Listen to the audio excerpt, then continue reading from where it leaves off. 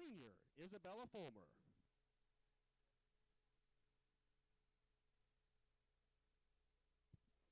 Varsity cheerleader, Darcy Edgar. Darcy has been a varsity cheerleader all 4 years of high school. Darcy was selected this summer at cheer camp as a UCA All-American cheerleader. While an Eagle, Darcy has been involved with the National Honor Society, Fellowship of Christian Athletes, National Honor Society, Art Club, and Foreign Language Club. While at OCS, Darcy has been a member of the track team, basketball team, and a member of the homecoming court for 4 years, where she was selected as the 2023 Homecoming Queen. Darcy's favorite Bible verse is, "Do nothing out of selfish ambition or vain conceit. Rather, in humility, value others above yourself, not looking to your own interest, but each of you to the interest of the others." Philippians 2:3-4. Darcy is a gentle spirit that everyone enjoys being around because of her pleasant demeanor. I have enjoyed coaching Darcy in track the past few years, as she is willing to try new things and do whatever you ask of her. She is truly a team player, not only in all her athletic endeavors, but in the classroom as well. Darcy is able to accomplish whatever she puts her mind to. Coach Fitzhugh. Darcy is the daughter of Dan and Lori Edgar. Senior, Darcy Edgar. Varsity cheerleader, Abigail Barris. Abigail has been an OCS varsity cheerleader for 4 years. While at OCS, Abigail has been a member of the National Honor Society and the Art Club, where she served as a board member. During her high school years, Abigail has been a member of the OCS track team and on homecoming court for 2 years. Abigail's favorite Bible verse is, "The Lord is my strength and song, and he has become my salvation." Exodus 15:2. It has been such a blessing to have Abigail in my life the past 4 years. She always has a smile to share and brightens up the room when she enters. She is kind-hearted, encouraging, and dedicated to her cheer team. Abigail is beautiful inside and out, and I can't wait to see what God has in store for her.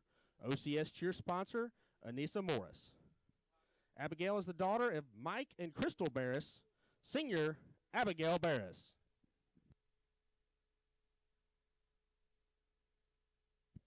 Varsity cheerleader, Madison Gibson. For all 4 years of high school, Madison has been an OCS varsity cheerleader, where she was elected this summer as an UCA All-American cheerleader. While an Eagle, Madison has been a member of the National Honor Society, Fellowship of Christian Athletes, where she served as an officer, Foreign Language Club, OCS Praise Band, Art Club, and vice president of her senior class. During her high school years, Madison has been a member of the basketball team and tennis team. Madison's favorite Bible verse is, "The Lord will fight for you. You need only to be still." Exodus 14:14. Madison is hands down one of the strongest and most determined young ladies I have ever known. She has overcome so many obstacles in her high school years, yet she continues to shine with a positive attitude and optimistic outlook. She has demonstrated her talents and love for her cheer team, leading by example. I have no doubt that this beautiful girl will be successful in any challenge set before her. OCS cheer sponsor, Anissa Morris. Madison is the daughter of Wes and Cindy Gibson. Senior, Madison Gibson.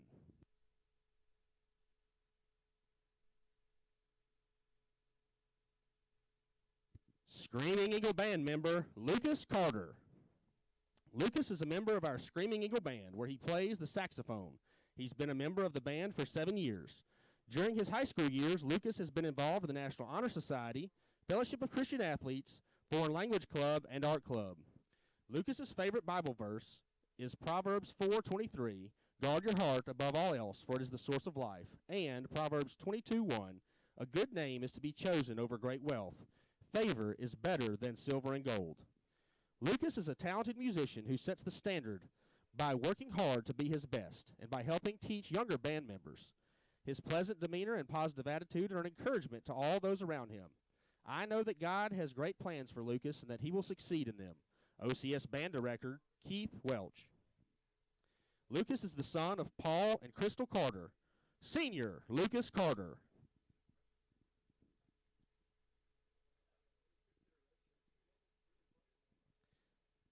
Ladies and gentlemen, let's give a big round of applause for our OCS 2023 senior cheerleaders and senior band member.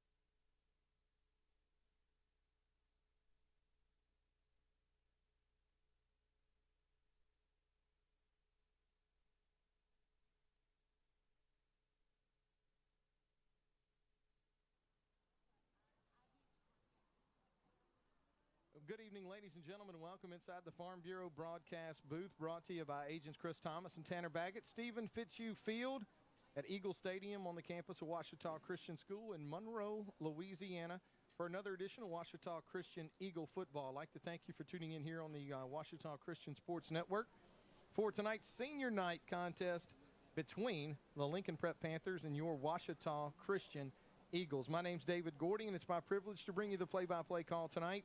And handling the color commentary, former Ouachita Christian receiver Tristan Wiley. And we're super great to really enjoy having Tristan up here in the booth with us tonight. Get an interesting perspective from a former player here at Ouachita Christian. Well, I guess two former players at Ouachita Christian. So, right.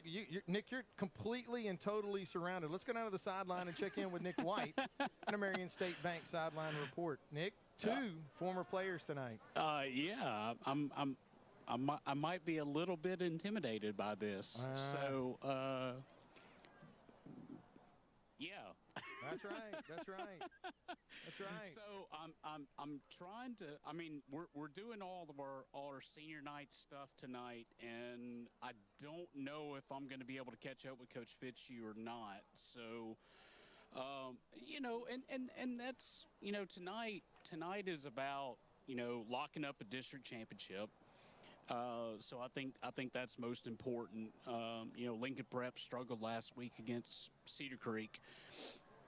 Excuse me, and excuse me, and so now it's about locking this thing up and getting ready for the playoffs, and I think that's the most important, and just talking with the people that we've talked with this week, just finding a way to push through this and then obviously secure that bye, I think is most important.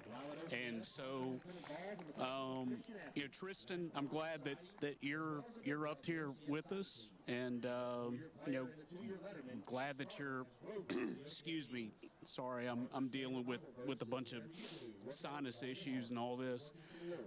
Just glad that you're up here with us, and looking forward to this football game tonight. All right.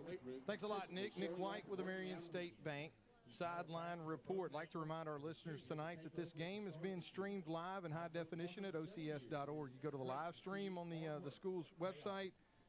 A lot of different ways you can access that portal, either through YouTube, maybe there's a bunch of ways. But you go to the OCS Lincoln Prep, you click on it, you watch the game. Listen to our call from your TV, computer, or smartphone device.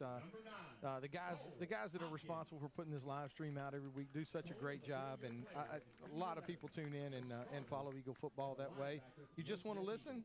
Hey, we're back on the Wolf, 92.3 FM or the MixLR app. Lots of options, and there's really the long and short of it is there's no shortage of access to Ouachita Christian Eagle football. It's great to be home. Great to be at Fitzhugh Field at Eagle Stadium, and great accommodations here at Eagle Stadium. It's a great spot to broadcast a football game. We've Tristan, you're getting the full benefit of being out here at home at Eagle Stadium when we broadcast tonight. But Mr. Kirkendall, who unfortunately Daniel unable to be with us tonight, out traveling this week and doing a lot of things to a little continuing education, is going to be out tonight, and Tristan joining us. But I got to tell you, we've had a chance to visit some press boxes, not so nice press boxes. Eagle Stadium, the accommodations here, what Miss Kim and the rest of the folks here, it's a great spot. It should be a great night for some high school football tonight. Yeah, I think so. It's always a great deal to be here at home. It seems like we play our best football at home too. And Grambling, they're a 1A school, only about located in Grambling, LA, so it's only about 40 minutes from here. So not too bad of a drive over here for Ground, but I think it's gonna be a great night of football. Ready to get it kicked off. I do too, and I think one of the interesting things is kind of a side note as we got ready for the game tonight. Ouachita Christian is undefeated at Fitzhugh Field. They've never lost a game here. That's right. And, I mean, it's, I don't know, what is it now? Maybe 30 games in a row, I think, that they've played here and have never lost a game. 31-32 is It's up there. Yeah, I'd say it's up there. It's I mean it's unusual. And I look, if the Eagles are able to take care of what they're supposed to take care of tonight, play the kind of football they're supposed to, I don't really foresee us losing this football game tonight. So it'll be this will be maybe the third season, I guess, or maybe fourth. I'm not even sure when we started playing here. We got it in 2019. Turf Field started in 2019. So back when we beat Arcadia for that first opening 2019 game and hadn't lost, well, ever. Yeah, and still trucking. That's but right.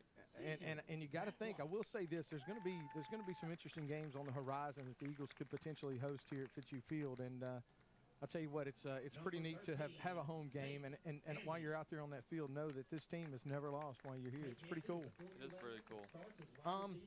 Yeah, and as you mentioned, Lincoln Prep, it's a 1A school. They're located in Grambling, Louisiana. Not a real long drive for the Panthers tonight.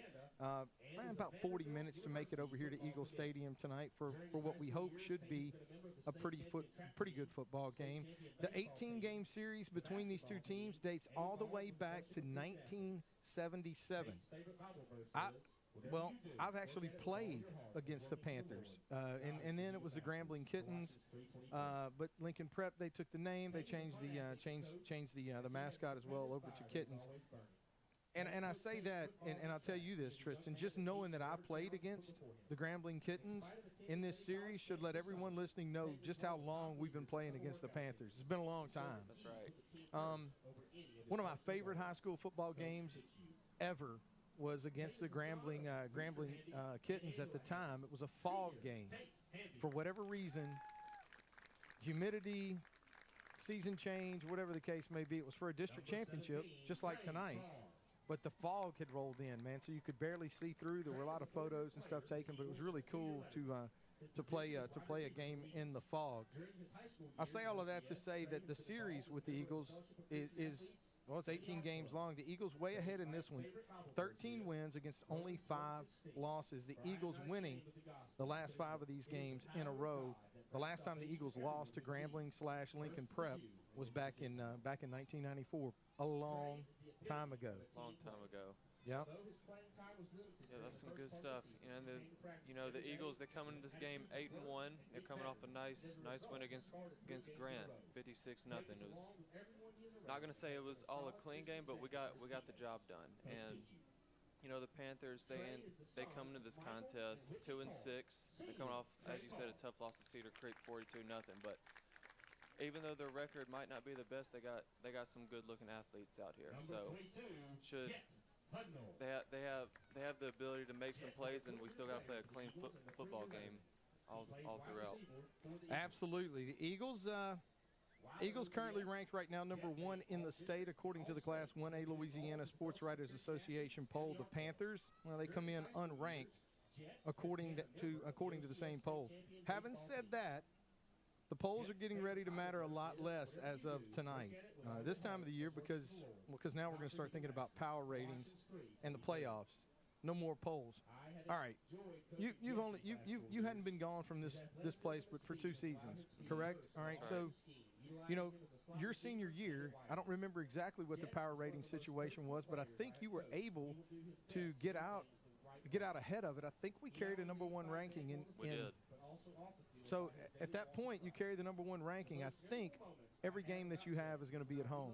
If we pick up the number 2, I think there's a possibility of us maybe actually even having to travel tonight. So I don't know, Nick. I'm going to go down to the sideline and check in with Nick White, the Marion State Bank sideline report. And Nick, we tried to get caught up to speed on all the playoff scenarios from Mr. Kirkendall before he headed out of town. He's our guru, and unfortunately just unable to really figure out exactly what the details were. But I think right now what you have to know is we all have to be Ouachita Lion fans.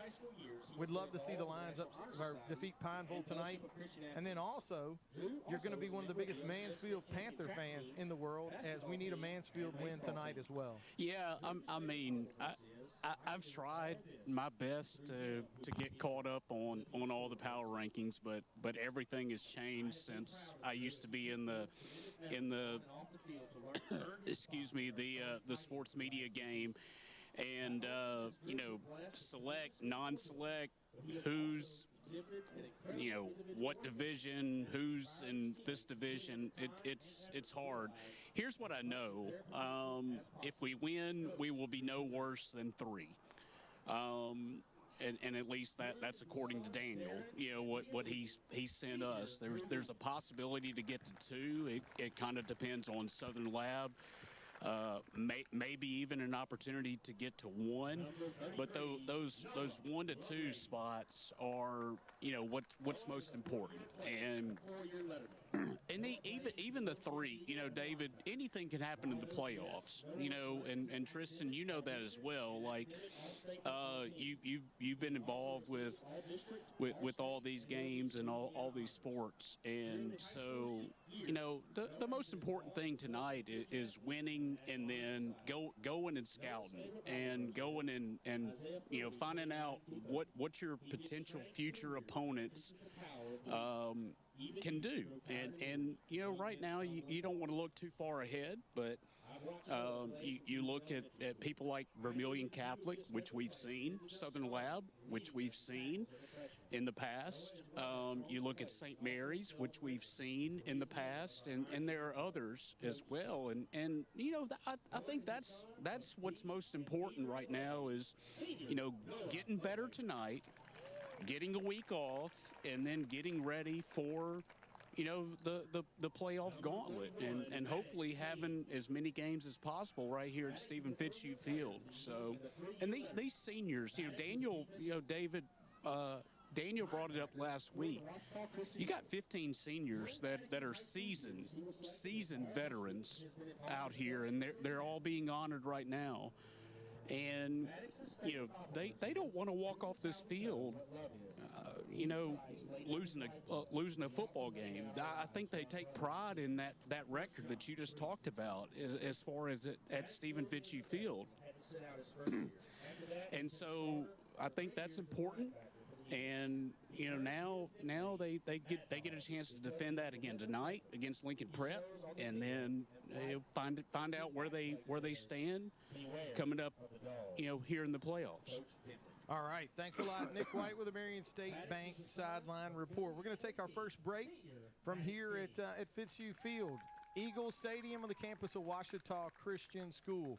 I want to thank everybody for tuning in. We're about 10, 11 minutes away from getting this game kicked off tonight. The Eagles, Coach Fitzhugh is doing something that he's done for a long time here at Ouachita Christian, and he does it at an extremely high level. I can't say that I ever experienced senior night under Coach Fitzhugh, but there's a guy sitting right beside me that did. Senior night, pretty special event here. You dig it? Absolutely. I love it. And, it's awesome. Obviously we get honored and stuff, and just to have that one last regular season home game, it is a pretty special, and just have to take it all in, and it's always just a good time. Absolutely. Well, Coach Fitzhugh does a fantastic job at it, and as Nick alluded to when in the pregame, or his comments earlier, you're seeing not just the football team, but you're seeing the band, the support people here, anybody associated with Ouachita Christian Eagle football being recognized tonight at senior night. And Coach Fitzhugh, did you get a ball? I did get a ball. You got a ball? Yep. My mom, she still has it on our little coffee stand. Okay. Still has it all on display. Does it have your picture on it? It does. Oh my gosh. I'm going to tell you, the senior night that we had was, hey, you get out there and you get your stuff together, you win the stinking football game. You understand me? That's what you do. That's right. That's what we got for senior night. Yes, sir. Okay? It was pretty much business as usual, but Coach does a great job of taking some time out to recognize. And I think, too, it's pretty cool. He's not just recognizing these individual players, but he's also recognizing, I think, in a lot of ways, by having the families out there, some of the sacrifices that these families make to get a lot of these guys to practice when they're younger. And I don't even know what it takes to have to push these guys through a football season, but it takes a lot of help, and it's usually a lot more than just a football coach and a player. You got to have some folks help. You do. Yeah, if you talk about, obviously, when they're younger, just having somebody take them there to football practice, help them out with that, and just at our pregame meals and other events outside of football, it's all the parents and stuff that help kind of rally around and get that kind of stuff going. So they all play a really important part. And just coming out here to watch, you know, fan support is a big deal to players when they're on the field. So just to have that support, it means a lot. Absolutely. And, you know, it is. Hey, you know what? I saw the balls before he handed them out. Everybody's got their own picture. Yep. Pretty nice. It is. Absolutely. Well, hey, a nice keepsake from the season. Coach Fitzhugh is going to finish up senior night as we get ready to kick off the contest tonight against Lincoln Prep. We're going to take our first break from here at Eagle Stadium, Fitzhugh Field. You're listening to Ouachita Christian Eagle Football on the Ouachita Christian Sports Network.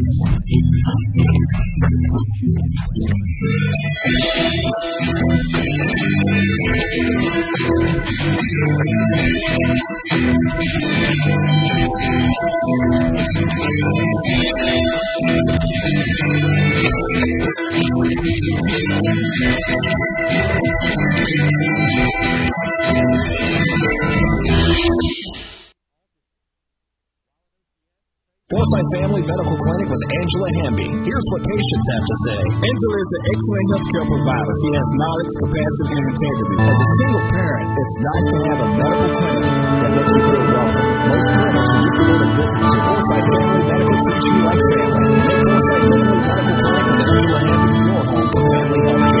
5,000 Forsyth Bypass in Monroe. This is Coach Fitzhugh. Thanks for listening to Ouachita Christian Football on the OCS Eagle Football Network. And now back to the Farm Bureau broadcast booth. Well, thanks, Coach Fitzhugh, for welcoming everybody back inside the Farm Bureau broadcast booth. Brought to you by agents Chris Thomas and Tanner Baggett. Stephen Fitzhugh Field at Eagle Stadium, Ouachita Christian School Senior Night 2023 as Coach Fitzhugh continuing to honor each one of the seniors, and again, each one of the senior players, but also each one of the band members. I know the trainers, the support staff, everybody associated with Eagle football being recognized tonight as the Eagles continue to stay out on the field after their pregame warm-ups. It looks like Lincoln Prep has made it over to Monroe tonight. The Panthers coming over tonight in white pants, white jerseys with green trim, and, of course, green helmets with a white face mask. The Eagles playing in home green. Green jerseys with gold trim, gold pants with green trim, and, of course, the traditional Ouachita Christian gold helmet.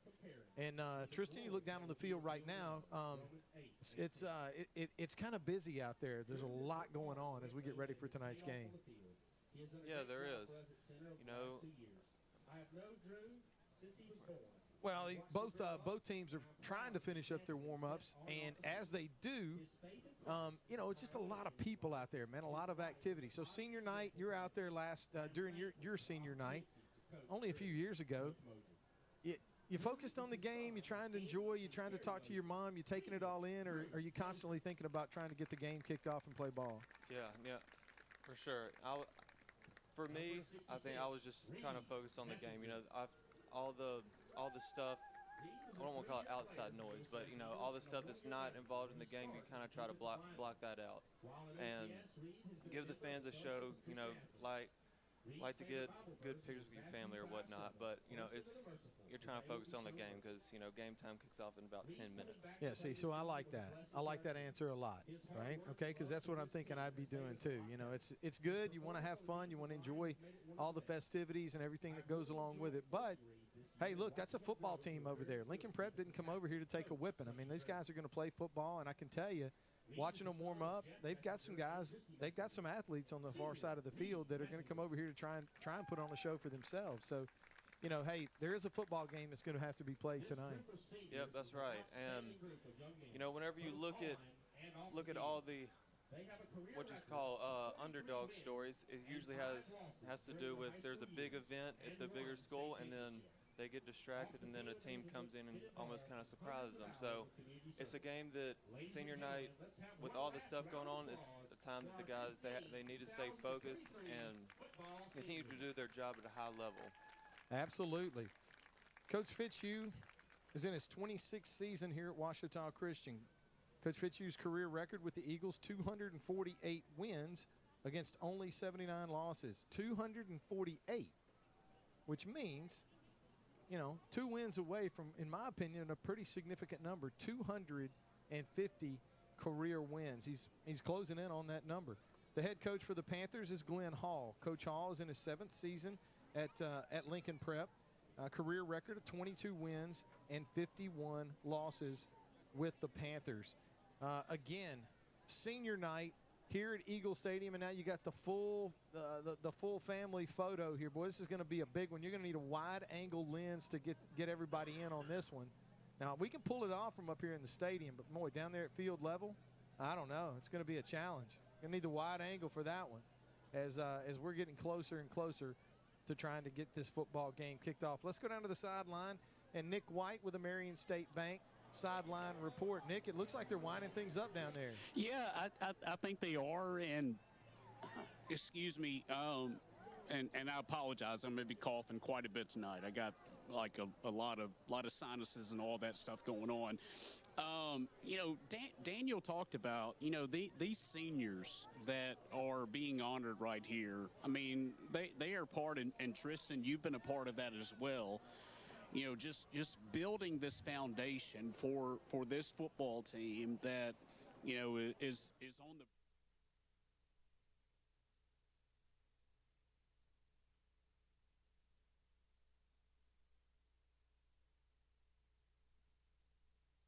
all up for debate. David, you would probably debate a little bit of that as well. I would. I figured you would, but they've built this foundation, and you know, the opportunity to go out here and finish it off tonight. Now, it is a chilly night. I'm going to be shivering like the whole night, so I'm looking for some more cold gear. So it is a little bit chilly, but you know, just the opportunity to get better, and you know, you got some guys that.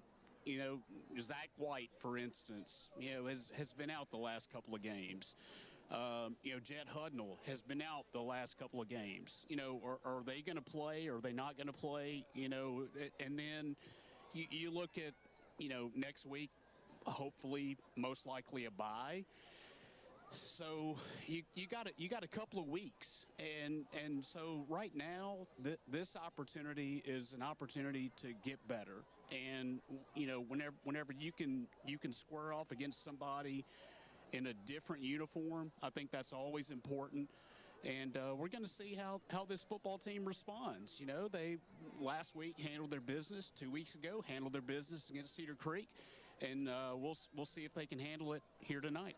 All right, thanks a lot. Nick White with the Marion State Bank sideline report as the Eagles are finishing up we finished senior night as they're finishing up their pregame warm-ups and getting ready to take the sideline as we get ready for the coin toss, our national anthem, and, of course, the invocation.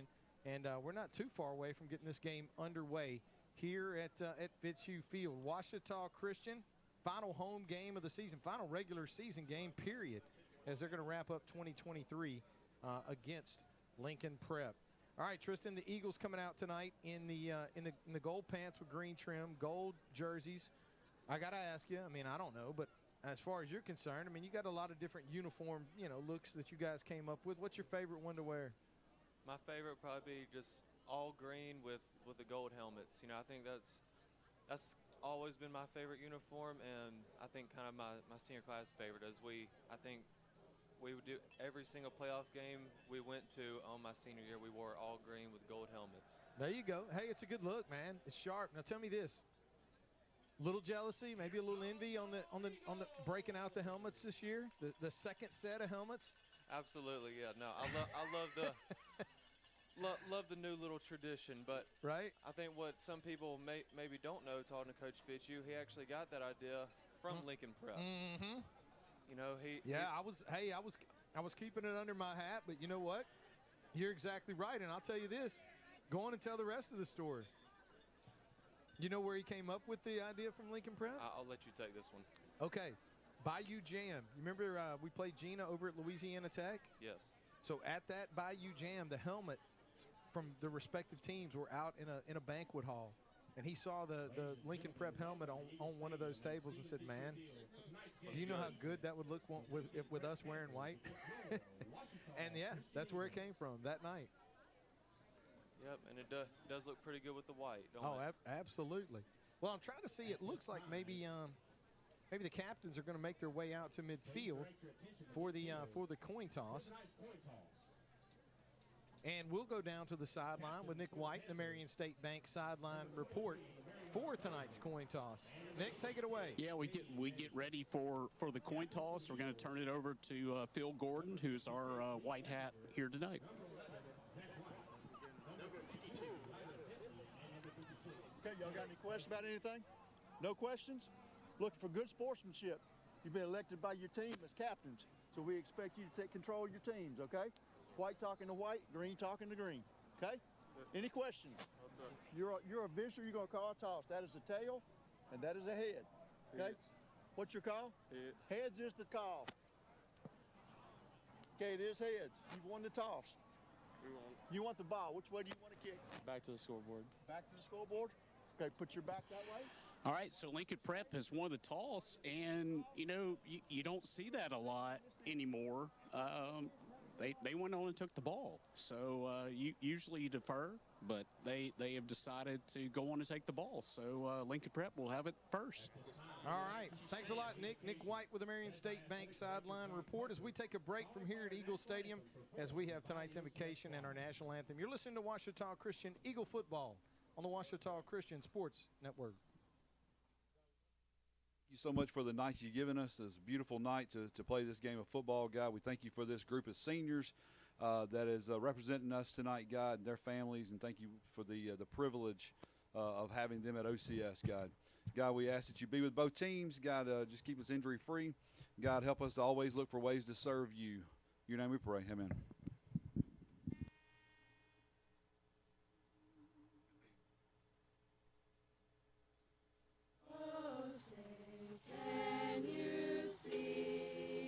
By the dawn's early light, what so proudly we hailed at the twilight's last gleaming, whose broad stripes and bright stars through the perilous fight o'er the ramparts we watched were so gallantly streaming, and the rocket's red glare, the bombs bursting in air, gave proof through the night that our flag was still there. Oh, say does that star-spangled banner yet wave o'er the land of the free and the home of the brave? Have a great day on the water. From bass fishing, we carry a full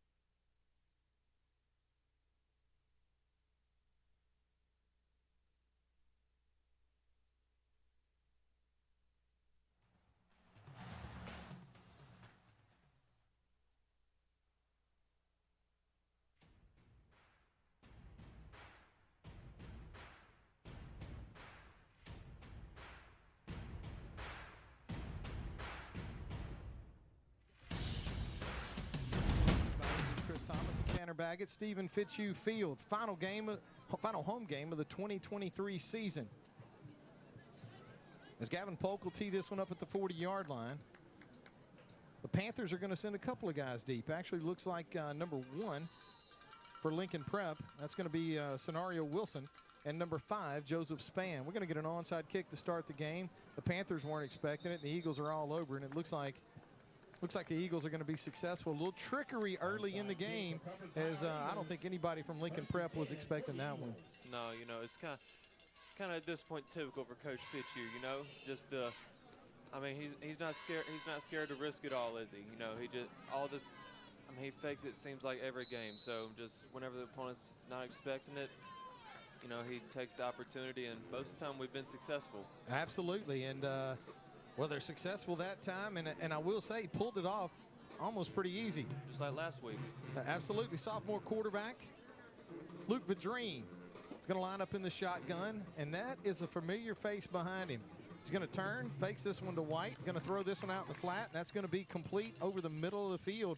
A nice throw that time from Vadreen, and it looks like he actually hit number 22, Jed Hudnall, as Jed Hudnall with his first catch of the night. Nice throw that time by the sophomore quarterback. Absolutely. It's great to see Jed Hudnall get into this game, you know.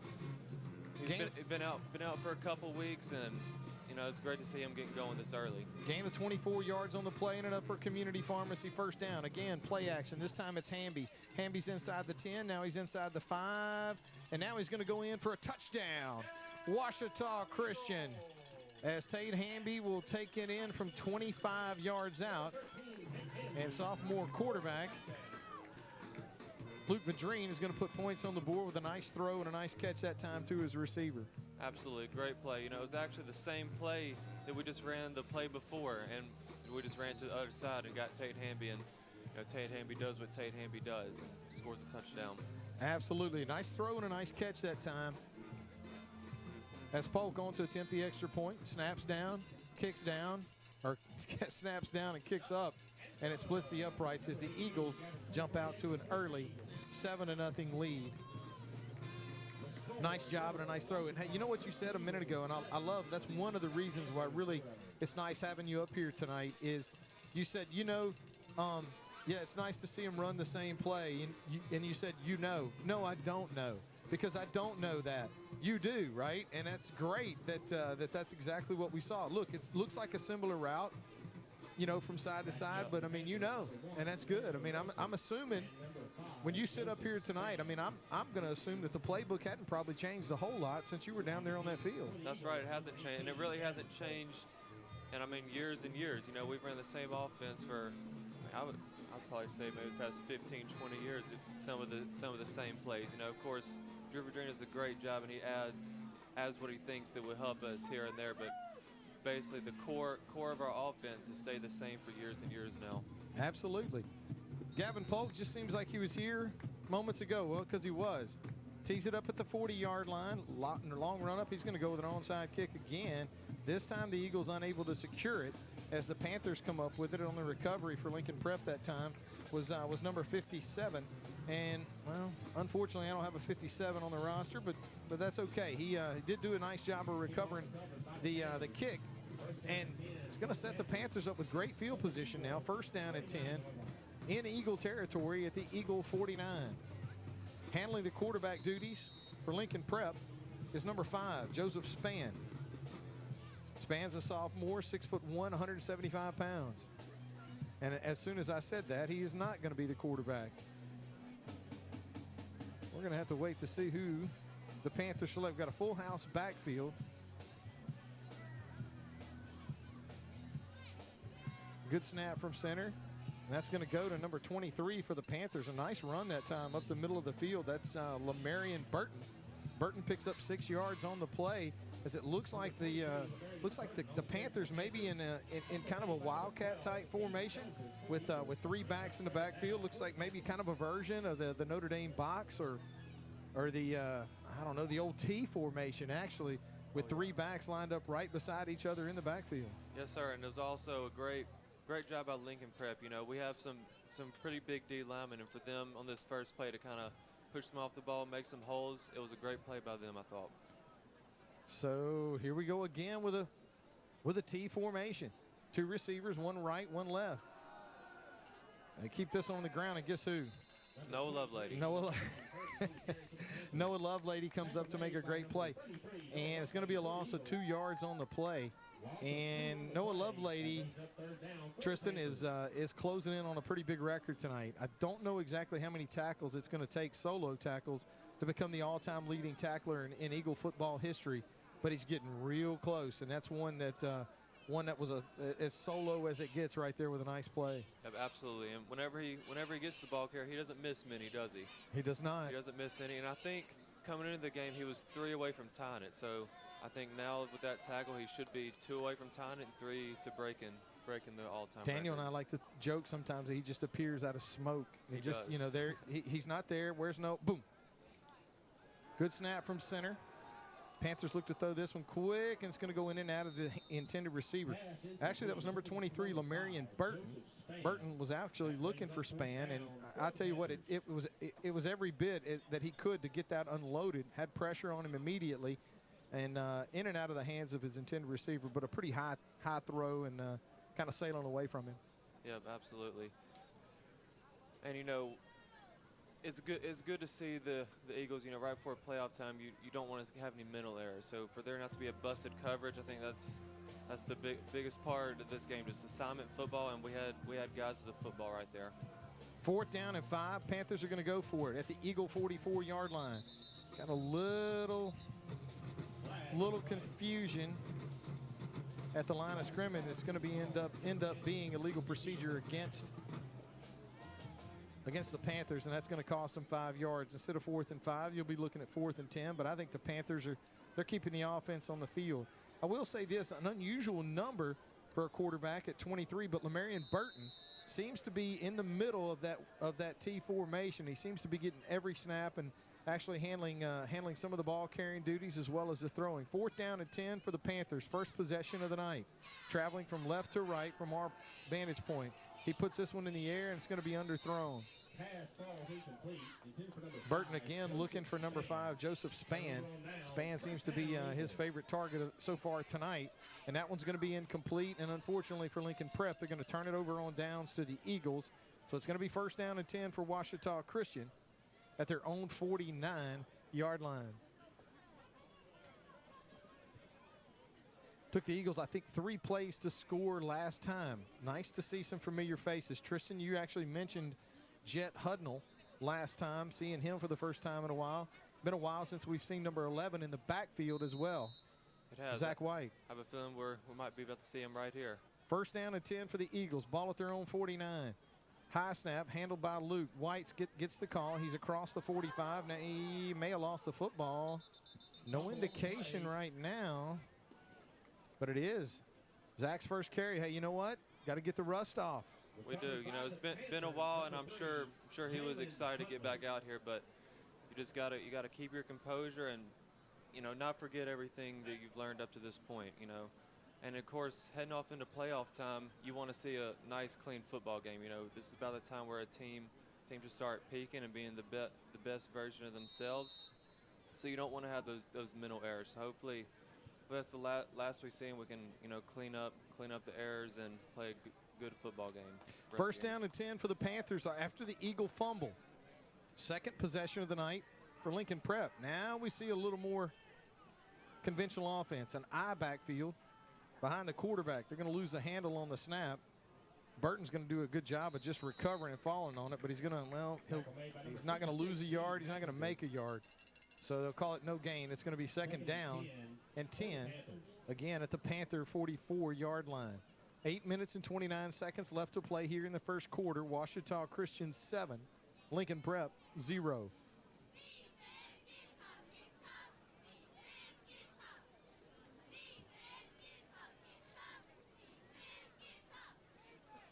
I'll tell you what, too, Tristan, it's a little unusual. I'm not really sure with your experience at ULM, but especially out here, most of the games we go to, boy, it's really rare to see a huddle.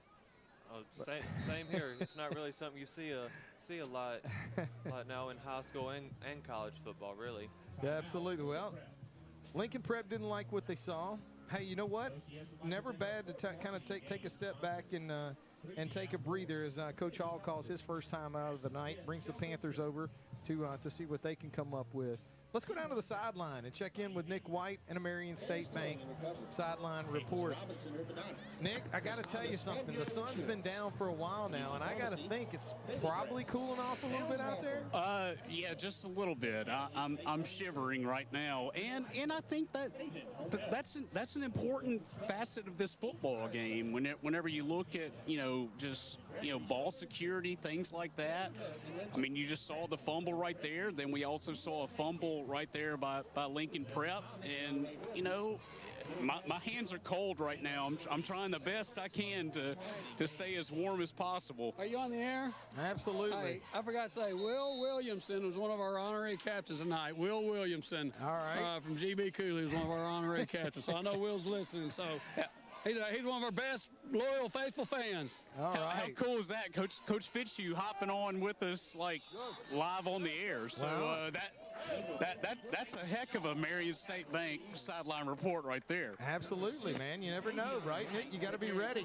You never know when it's going to come. A gain of 1 yard on the play. Thanks a lot, Nick. Nick White with the Marion State Bank sideline report. Gain of 1 yard on the play is going to bring up third down for the Panthers. 3rd and 9, actually, at their own, just shy of their own 45-yard line. Clock running with 7 minutes and 20 seconds left to play here in the first quarter. Ouachita Christian 7, Lincoln Prep 0. The Panthers turn it over on downs, their first possession. Their second possession comes off an Eagle fumble. 3rd down and 9. Big third down play for Lincoln Prep, trying to keep this drive alive. Good snap from center. Quarterback looks to throw, and he does, and that one's going to be intercepted. Nice job that time off the tip, and a nice job that time closing in on the interception. It looks like number 9, Cole Hopkins, and Hopkins is going to come up with the interception. And the Eagles are going to get the ball back now. 1st down and 10 in Panther territory at the Lincoln Prep 47. Absolutely, it was a great play. Pressure. I believe it was Parker. I'm not for sure. I think it was Parker Payne on the pressure. Maddox King hit the running back, which forced a tip ball, and great interception by Cole Hopkins. 3rd possession of the night for the Eagles. First one, touchdown. Second one, Zach White fumble. Loss to the Panthers. 3 receivers to Luke's right. 1 to his left. White joins Luke in the gun. Good snap from center. Vadrine looks to throw. He's going to step around pressure, unloads this one. It's going to be short.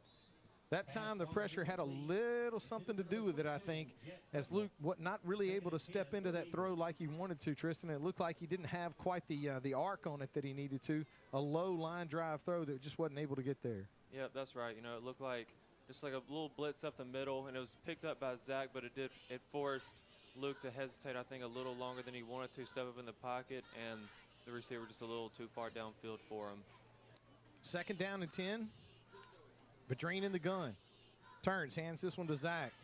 Zach's going to make the first man miss. He's going to try to make the second man pay for it. He lowers the shoulder, but nice job that time in the open field by number 10 for the Panthers. That's actually Verlansky Glosson. Gain of 11 yards on the play, but Mr. Glosson, that's about the only way you're going to tackle Zach White is low. Absolutely. Bad things happen when you try to tackle Zach White up high. So bad things do. 1st down and 10 for the Eagles. Ball at the Panther 36-yard line. 3rd drive of the night. Vadrine, play action. Looks out in the flat, and he's got a man. That's Turpin. Turpin's going to make one man miss. Nice run that time by Turpin as he's going to get inside real close. Looks like they will spot it inside the Washam Agency red zone. It'll be 1st down and 10 for the Eagles at the Panther 20-yard line. A gain of 16 yards on the play. A nice throw and a nice run after the catch that time. Absolutely, and it's great to see us spreading the ball around. We all know about Tate Hamby, how great of an athlete he is, but it is good to see the ball get spread out this early in the game to multiple Eagles. Absolutely. 1st down and 10 for the Eagles. Vadrine turns, play action again, throws this one off his back foot to Hamby. Hamby's going to he's going to get through traffic, make a couple of guys miss, but the Panthers do a good job hemming him up at around the 10-yard line. Going to be close to another 1st down, and it is going to be 1st down. So it'll be 1st and goal for the Eagles, a gain of 10 yards on the play. 1st and goal just inside the 10 and inside the Washam Agency red zone.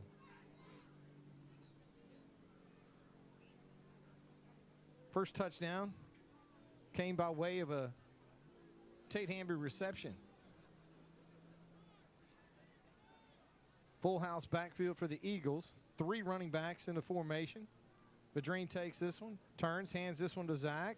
Zach's going to make one man miss, bounces it outside, gets close to the goal line. Just short. And they're going to mark him down oh boy, actually inside, right at the 1 yard line. So it's going to be a gain of 8 yards on the play, and it's going to bring up 2nd down and goal from the 1. Eagles waste no time, already on the ball. Vadrine in the gun, gets the snap, turns, hands this one to Zach, and he barrels his way into the end zone. Touchdown, Ouachita Christian. That Eagle touchdown brought to you by the fine folks at Trinity Diamonds Direct. Zach White takes it in from 1 yard out. Yeah, there's not a lot of teams in the state of Louisiana that's going to stop Zach White with a Noah Lovelady running ahead of him. So, I think they found a formation they liked, a good goal line formation. Just put a bunch of big bodies in there and let Zach lower his head and put it in the end zone. Every now and then you get to see Noah Lovelady, run the rock. That's right. You talk about a madman, man. It's like a train off the tracks. That cat carries the football with reckless abandonment. As Gavin Polk's extra point attempt will split the uprights and give the Eagles now a 14-0 lead. 4 minutes and 20 seconds left to play here in the first quarter. Ouachita Christian 14. Lincoln Prep 0. I want to send some love out to Daniel Kirkendall tonight. Daniel, I know he's tuning into tonight's game and listening on the live stream, checking out the game, and hopefully enjoying what we're seeing so far from the Eagles tonight. Tristan, other than the fumble, I'd say the Eagles are playing a pretty clean game so far. Yeah, absolutely, and that's definitely something I feel like you want to see right before playoffs. I know I mentioned it before, but last week I think it was 4 or 5 drops in the first half by our receivers, and it wasn't just one. It was kind of spread out. So I know a big emphasis this week on Coach Fisher on Monday was catching the football. I think the receivers after practice, I think caught 25 to 50 balls after practice just to get those sure hands ready. So that was a big emphasis this week, and it's really good to see. It's really good to see that so far tonight, that it seems like we're doing pretty good at our pass and catch. So the Eagles go with another onside kick. It's 3 in a row, 3 kicks, 3 onsides. That time a little variation of the first 2 that we saw. That time, I would say almost clearly letting the other team know, hey, we're kicking this onside. But it looked like they kind of had a little huddle, maybe a little scrum around the ball, trying to keep Lincoln Prep from being able to get their hands on it. And instead, the Eagles jump off sides and get penalized 5 yards. So now Gavin Polk will back it up to the 45-yard line, where, again, he'll try an onside kick. And maybe Coach Fitzhugh experimenting with a few things here, because you never know when you're going to need a big onside kick.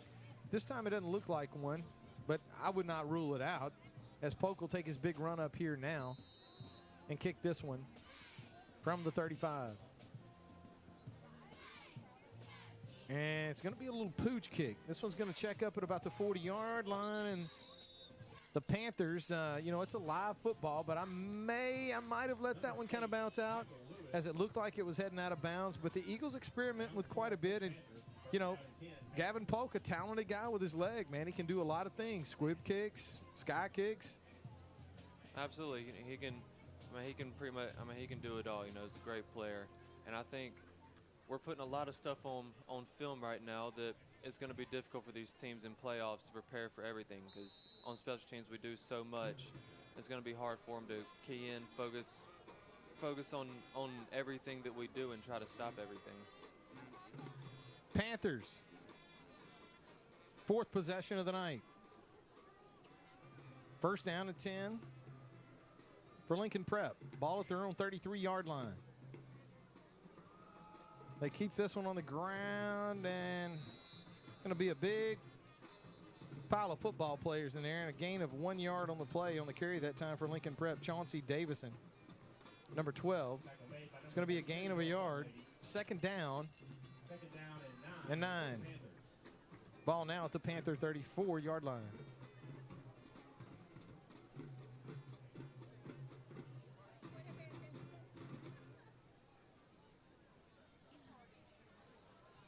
Burton goes under center with an eye backfield behind him. Receivers left and right. Turns, gives this one to the up man.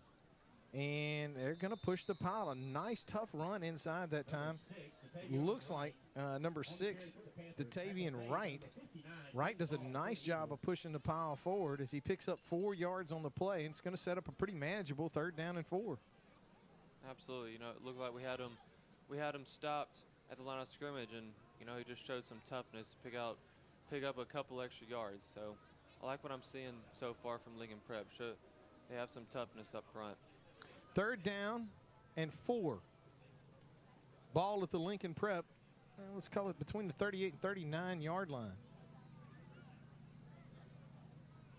Panthers are going to need a big 1st down here to keep this drive alive. Stingy Eagle defense so far tonight. 3 running backs in the backfield. T formation, 2 receivers. Panthers look to throw, and they do. It's going to be intercepted. That one's going to be picked off by number 12, Aiden Eldridge, as he goes up and just steps in front of one and comes up with the interception. And the Eagles are going to pick up another turnover. It's the 2nd turnover that we've had so far tonight.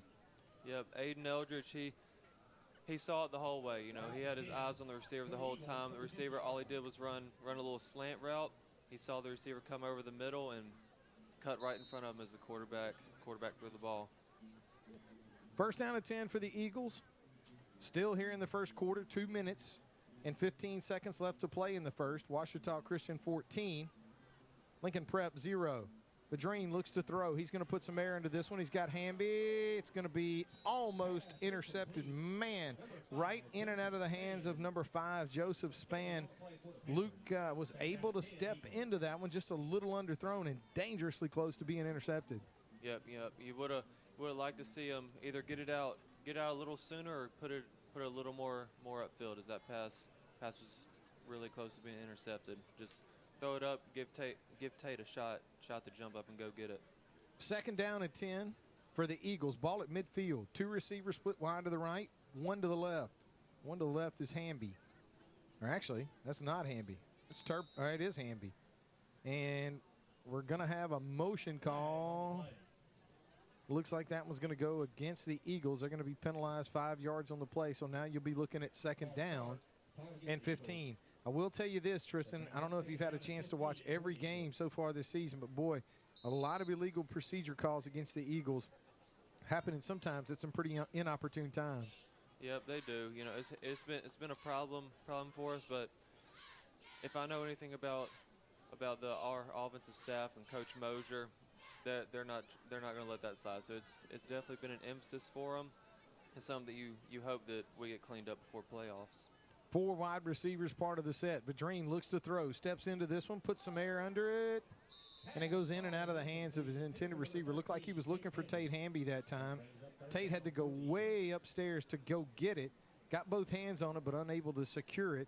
And it's going to bring up now 3rd down and 15. One of those downs and distances, again, where, you know, 3rd and 10 just seems to be a lot more manageable than a 3rd and 15. The Eagles are going to have to find a way to pick it up. And maybe with, I guess, the circumstances and the clock, maybe you're looking at 4-down territory here from your own 45. 2 receivers split wide to Luke's right, 1 to his left. Lone running back with him in the backfield is Zach White. Good snap from center. Luke sets up a screen, and he does. He gets this one to Dugan. Dugan's looking for space. He's going to get all of the penalty yardage back and a little bonus yard. So let's call it a gain of 10. So it's going to should bring up 3rd down and 5 for the Eagles, or maybe 4th and 5. That's correct. 4th down and 5. They'll spot this football at the Lincoln Prep 45-yard line. Clock running with 1 minute and 10 seconds left to play here in the 1st quarter. Ouachita Christian 14, Lincoln Prep 0. And it looks like the Eagles are going to punt this football. But you never know. You never know. Never know what Coach fits you. Going to send Love Lady in motion, and it is going to be a throw. They set this one up. They're going to put plenty of air under it. It's going to be intercepted. That one was well underthrown. And I'll tell you what, number 5, for Lincoln Prep is a guy named Joseph Spann, and Spann has been all over the field. Kick returns, running the ball, receiver. He goes up that time and catches a tipped pass as the Eagles were trying to get that fake punt going. Gavin Polk with a really strong arm. That time it didn't get there. Underthrown, and Spann does a great job of going up and getting it. He does. You know, I think we were looking for Noah Lovelady over the middle, and they had a guy over top of him. They're actually in what's called a punt safe formation. So they didn't show they were rushing anybody. It looked like they were kind of sitting back and waiting for the fake. So that's usually a time that you want to say, you know, kill the play, you know, let's just punt it. But we ended up still going for it. But, you know, obviously not the result that we were looking for. First down and 10. The Panthers keep this one on the ground with number 6, Datavian Wright. Wright's going to pick up a yard on the play. Bring up second down and 9 for Lincoln Prep as we get close to rolling out and closing out the first quarter of play. We want to thank tonight's first quarter sponsor, the Darren Dugan Agency. For all your home, auto, life, and business insurance needs, call Darren Dugan today, 318-807-2100. That's 318-807-2100. And that is going to bring an end to the first quarter of play from here at Fitzhugh Field, Eagle Stadium. The Ouachita Christians lead 14-0. Thanks for tuning in to Ouachita Christian Eagle football on the Ouachita Christian Sports Network. Come back and join us for the second quarter after this.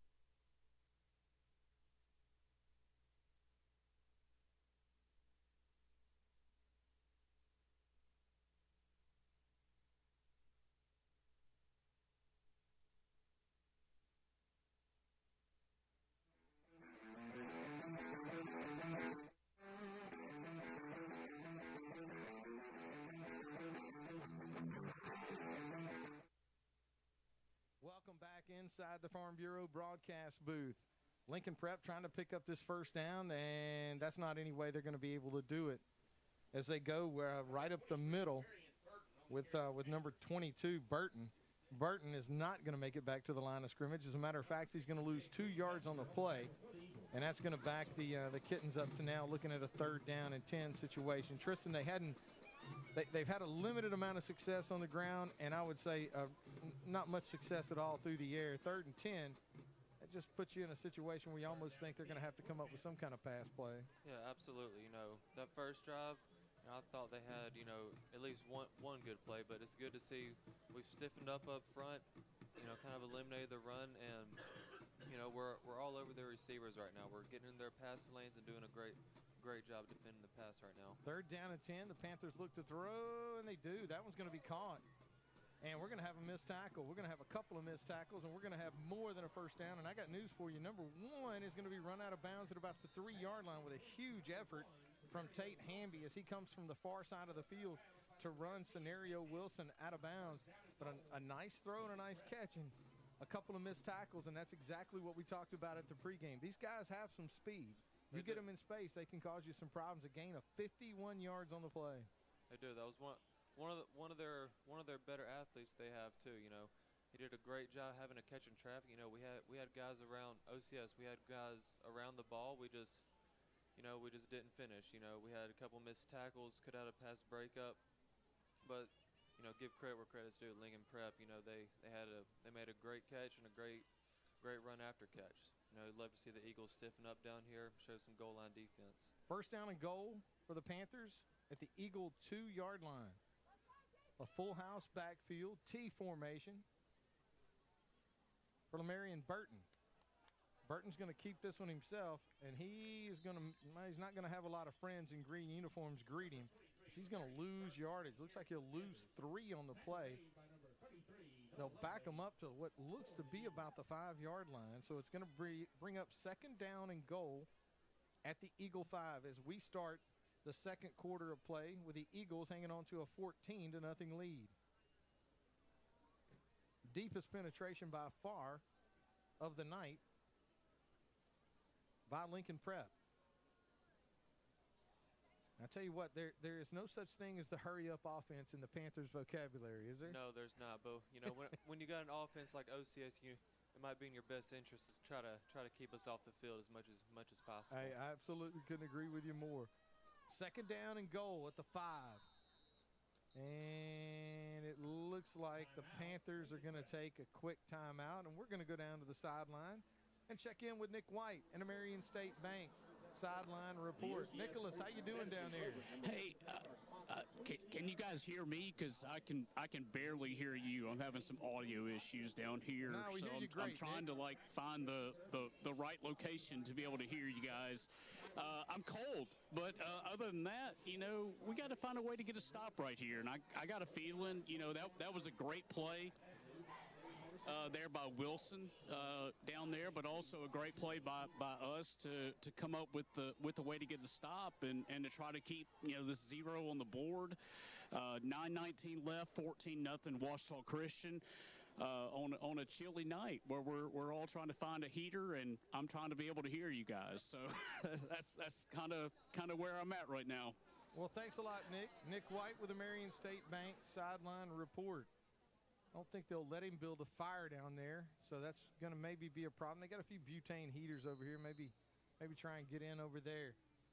Second down and goal for Lincoln Prep. They're trying to put points on the board. Second goal from the 5. Burton takes a snap, looks to throw, and he does, and unfortunately, or fortunately, not really sure, because the Eagles were running stride for stride with Latavian Wright. But looked like he was going to try and find him. Wasn't just anybody either. If he would have caught that, I think Noah Lovelady may have took his head off right there. I mean, wouldn't have been good for him. Well, and like I say, kind of a danged if you do, danged if you don't situation there. But instead, it hits him in the back, and it's going to bring up third down and goal. Big play that time from Tate Hamby, running all the way across the field to run Wilson out of bounds at the 1-yard line. You go from first and goal at the 1 to now you're looking at third and goal from the 5. Just that little bit of effort to keep that guy from getting in the end zone, and it could pay dividends here for the Eagle defense. Absolutely. Third and goal from the 5. Look to throw, and that one's going to be incomplete as Burton was looking for Scenario Wilson again, and it's incomplete. So now you're looking at fourth and goal from the 5. Big play, probably biggest play of the night so far for Lincoln Prep. It is, and I think you brought up a great point. Tate Hamby's effort on that long pass play. Those are types of plays that a lot of times go unrecognized to just the viewers after the game. We look at it as a bad play. They got a 51-yard pass catch, but Tate Hamby hustling down, making the tackle, has a chance to eliminate a touchdown right here if we can come up good on fourth down. Well, you don't think the Panthers are going to be setting up for a field goal here, so maybe actually able to eliminate points altogether. And the Panthers are going to take their final timeout of the half as the Eagles come over to the sidelines. It'll be interesting to see where we go from here. Let's go down to the sideline and check in with Nick White and a Marion State Bank sideline report. Nick, it looks like you found the heater. Well, no, I found the spot where I can hear you. So that is. Nick, it happens to be right in front of the heater. It does, and it's very nice. Let's see. It's impressive. That this Eagle defense, if they can come up with this stop right here, I think that would be pretty big. Obviously, giving up the big play, but this defense, putting up the shutout last week, and actually back-to-back shutouts whenever you look at it, going back to Cedar Creek and then obviously last week against Grant. I think they take a lot of pride in this, David and Tristan, and so obviously they're backs against the wall, fourth and goal. Let's see if these guys can come up with a stop. Thanks a lot. Nick White with the Marion State Bank sideline report. Fourth down and goal for Lincoln Prep at the 5. Looks to throw. He's got a man, and I think they are. The Panthers are going to put a touchdown on the board. Scenario Wilson with the big play to get them down inside the 5-yard line. Yeah, comes up with a catch. And I think that was a great route by Lincoln Prep. You know, the play before they ran a little slant route. It's just 3 steps cut in. At this time, they did the same look. They did 3 steps. They cut in like we're about to run a slant. Then they knocked it, and they went right back out at the pylon. And I mean, just great route, created separation. They threw it to him, nice catch, and got into the end zone.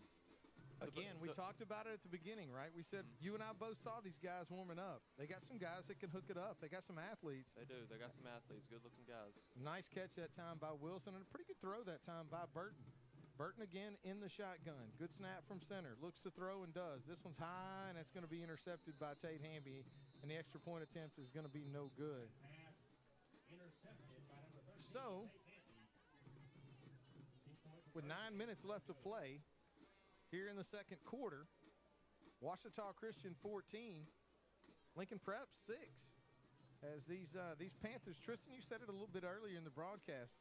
Hey, these guys have a little bit of fight in them, man. They didn't come over here to just go to the house. These guys are playing hard out there right now, and right now they're trailing by 8 points.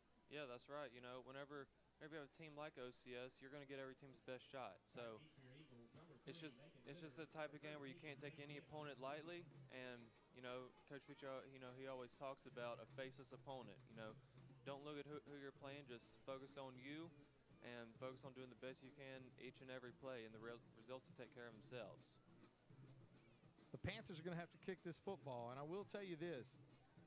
It's not a very enviable task because they're going to be kicking to one of the dangerous, if not the most dangerous, return man in the history of Ouachita Christian. Mr. Wiley, you used to hook it up from time to time on these returns as well. That's right. Yeah. You know, I always enjoyed it a lot because, you know, it's one of the few times you get to be just in open space just about every time you get the ball. And you know, Tate Hamby, you know, we talk about him a lot on these punt returns. People forget how good he is at kick return just because a lot of people don't kick to him. Oh, and, absolutely. You know, and I think he's at, 9 now, and I think 8 of them have been punt returns. So we'll see what he can do, maybe get into the double digits right here, but keep it away from him. Pretty smart play by the Panthers as they'll keep this one on the ground. It's going to come to rest at the Eagle 46-yard line. So the Eagles will take over first down and 10 at their own 46-yard line. 8 minutes and 59 seconds left to play here in the second quarter. Ouachita Christian 14, Lincoln Prep 6. Panthers hanging around. Sophomore quarterback Luke Vadrine will bring the Eagles to the line. 2 receivers to his right, none to his left. 3 running backs with him in the backfield. Good snap from center, handles it, gets this one to White. White's going to make the first man miss as usual. I say miss, actually he didn't. He delivered a big blow, but that time the defender able to hang on, bring Zach down, a gain of 8 yards on the play, so it's going to be 2nd and 2. Ball at the Lincoln Prep 46. Again, White, this time with a little space. Now he's at the 15, or I should say 15 at the 35, the 30, before he's upended and dropped it around the 25-yard line. Really nice, tough run that time, and very, I guess you would say, Zach White-esque, as he picks up 20 yards, and he probably hit about 5 people on the way of doing it. Yep, that's right. You know, great job by the O-line open up these holes. You know, they've opened up a lot here recently, and Zach White doesn't seem to get hit till 5 yards down the field. Macon Leonard checks in at running back for the Eagles.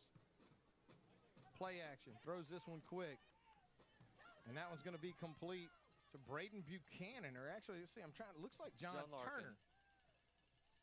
Well, I'm trying to see if it's a 35 or a 36, but actually it is a 35, so that is Turner. So Turner with a nice catch, a gain of 17 yards on the play. That's more than enough for another community pharmacy first down, and it puts the Eagles inside the Washam Agency red zone. First down and goal for the Eagles at the Panther 8-yard line, wasting no time trying to answer the Panther touchdown. Vadrine in the shotgun. Turner and White join him in the gun. One receiver split wide left. Madreen calls for the ball, keeps this one on the ground with Zach, and I'm going to be willing to, well, no, we don't have, yeah, Touchdown. now we do. We have a touchdown for the Eagles. As Zach White puts another Trinity Diamonds direct touchdown on the board, and he takes it in that time from 8 yards out to add to the Eagle lead. Yep, another typical Zach White run, you know. Run right behind Ryder Bentley and company and just lower your head and go into the end zone. Something we've seen quite a lot the past 2 seasons. Gavin Polk on to attempt the extra point. Snaps up and almost blocked that time by one of the Lincoln Prep defenders, but Turpin does a nice job of getting it down, keeping his composure, and Polk splits the uprights. So the Eagles add to their lead now, 21-6. 7 minutes left to play here in the second quarter. OCS would like to thank our sports marketing game sponsors, 3D Outdoors, Affinity Health Group, Ashton Smith, Shelter Insurance. Be interesting too, Tristan. I know as we get closer to halftime, you know, a lot of football being played in and around the area tonight. Unfortunately, I don't think any of the games that we have the most interest in for us are going to be played tonight. But I know there's a game going on across the river between the Rebels and the between the Rebels and the Bearcats. It's got to be a little bit of an interesting game tonight. Yeah, absolutely. You know, that'll be a fun game to keep up with for sure. You know, see if Western Row can keep on taking care of business. Or I got to tell you too, I don't think Oak Grove is going to have their hands full tonight, but I will tell you tonight, I'm an Oak Grove Tiger fan. You don't get to say that a lot, do No, you? it's very rare. Polk again is going to try an onside. This one's going to carry him off, and the Eagles, I don't know. It's going to depend on what happens, and the official is going to say he was out of bounds. And I got news for you, too. When the official says it's out of bounds, whether it was or not, we won't be looking at it. Yep, that's right. So the looks like the Panthers are going to take over now, first down at 10. Yeah, there's you're never going to hear those words unless you're in the Superdome. This play is under video review. That's right. I think it'd be another interesting thing to look. What is the record for most onside kicks in an OCS football game? Because I have a feeling we might be pretty close to it right now. Hey, you know what? That's a. If you don't think there's a stat somewhere, there probably is. Maybe not. And if not, there will be one after tonight. So it's going to be first down at 10. Great field position for Lincoln Prep as the Eagles continue to experiment and play with the onside kick situation. The Panthers are going to try to answer that Eagle touchdown. They trail now 21-6. And we're going to have a penalty marker thrown before the ball is snapped. And I don't know if we got too many guys on the field, but it's going to be illegal motion against the Panthers. They're going to be penalized 5 yards on the play.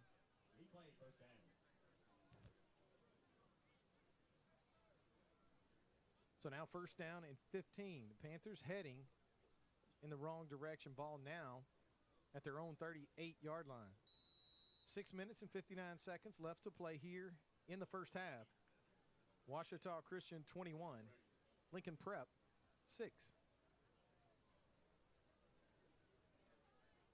Quarterback for the Panthers, number 23, Lamarion Burton.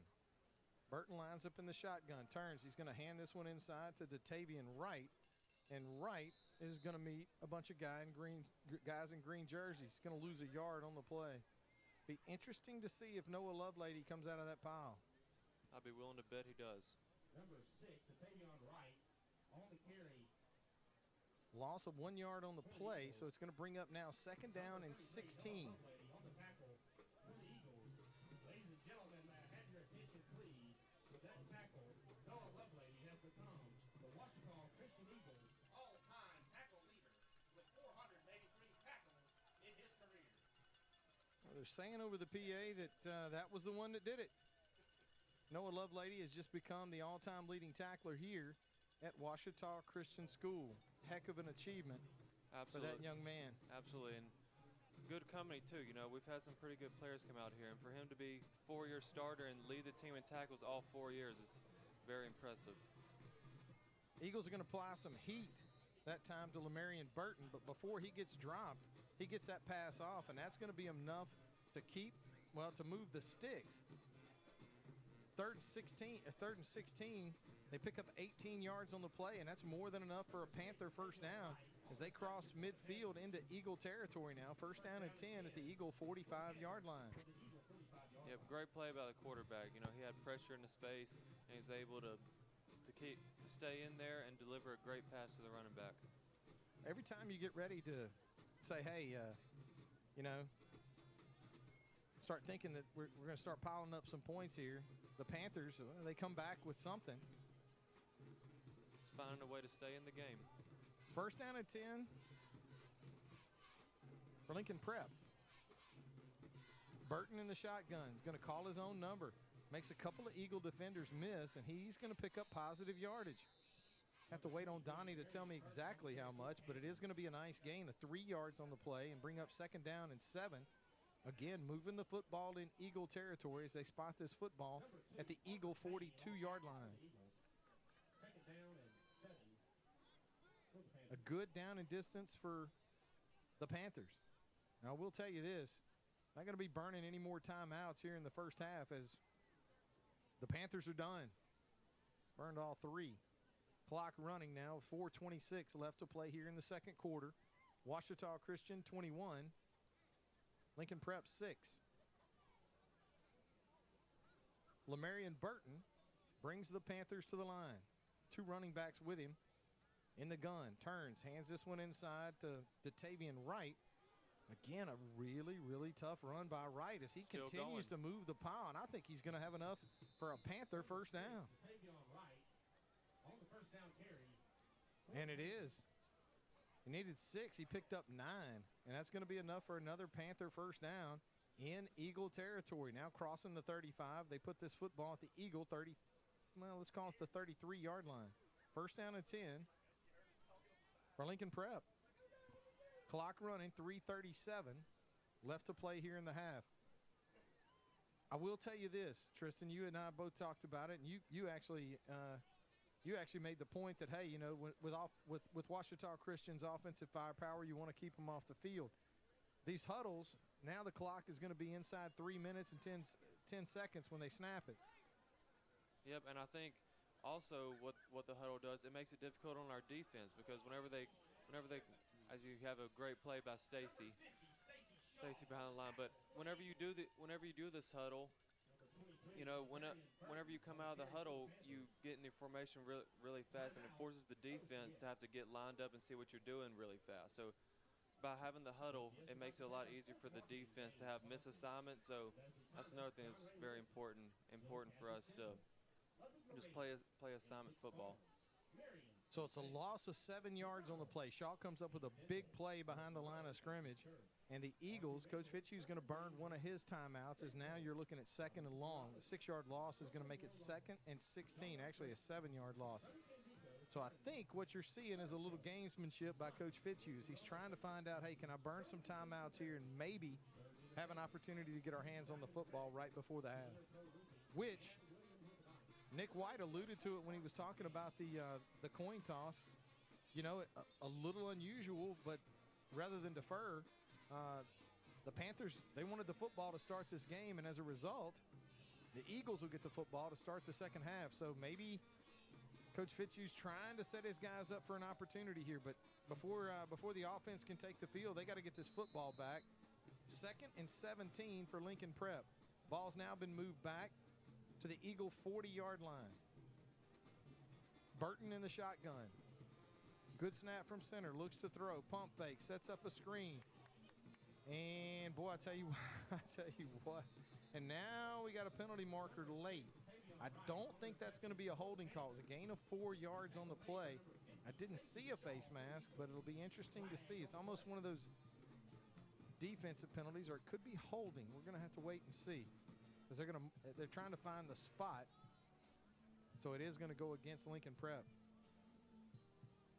No indication from the referee. So, boy, I tell you what, that's going to be a big one. Looks like an illegal block in the back. So that's going to be a 15-yard penalty, and that's going to be a drive killer. Actually, maybe 10 from the spot. Unfortunate for the Eagles because they had a pretty nice gain right there. Had him hemmed up, missed a couple tackles, but fortunately there was a flag thrown on Lincoln Prep. So with 2 minutes and 54 seconds left to play here in the half, Coach Fitzhugh is going to burn another timeout. That, boy, I tell you what, some of those holding calls and illegal block in the back, oh, man, drive killers. Absolutely. As they find themselves now back at midfield. Tristan, you alluded to it. They had a little something going with the screen there, at least putting themselves in position to maybe go for it on fourth down and try to get a little bit closer.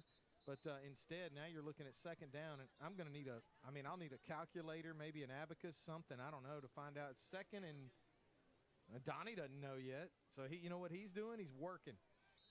2nd and 27 for the Panthers. Coach Fitzhugh's trying to get his hands on this football before the half. 2nd down and 27 for Lincoln Prep. 2 receivers split wide to the right, 1 to the left. They send a man in motion out of the backfield. He's going to go towards the line of scrimmage, so this one's coming back either way. It's complete out in the flat, but boy, nice open field tackle. But, hey, I will tell you this. A lot of times you get to see that in the XFL, right? You get to hit the line of scrimmage at full speed, maybe the Arena League. Unfortunately for Lincoln Prep, you can't do that. So there's no gain on the play. Great play by Noah Loveland on that last one. Just his sideline to sideline speeds. I mean, it's incredible, and it was nice to see him run all the way to the sideline, track him down, tackle him for no gain. Out of the mist, right? That's right. It comes out of nowhere. It looks like it's going to be a bit. Hey, you know what? It did. For a second, it did look like it was going to be a pretty nice play, and instead, it's not. So it looks like Coach Fitzhugh's going to burn his final timeout of the half. You're going to be looking at 3rd down and a long ways to go. The penalty marker was illegal motion against the Panthers, and it was because he was running towards the line of scrimmage at the snap. Coach Fitzhugh decided to decline the penalty and take the down, so now you'll be looking at 3rd down and, I don't know, a bundle. May have made it back to the line of scrimmage, so it is going to be 3rd and 27. And I can tell you this: if the Panthers decide to go for it on 4th and 27, I don't blame them. I definitely wouldn't want to punt this football. Yeah, for sure. You know, it seems like if you punt the football, unless you just punt it straight out of bounds, it seems like it's a 50-50 shot if OCS gets a touchdown or not. So I mean, you got nothing to lose. I don't know why. Tate's rangy.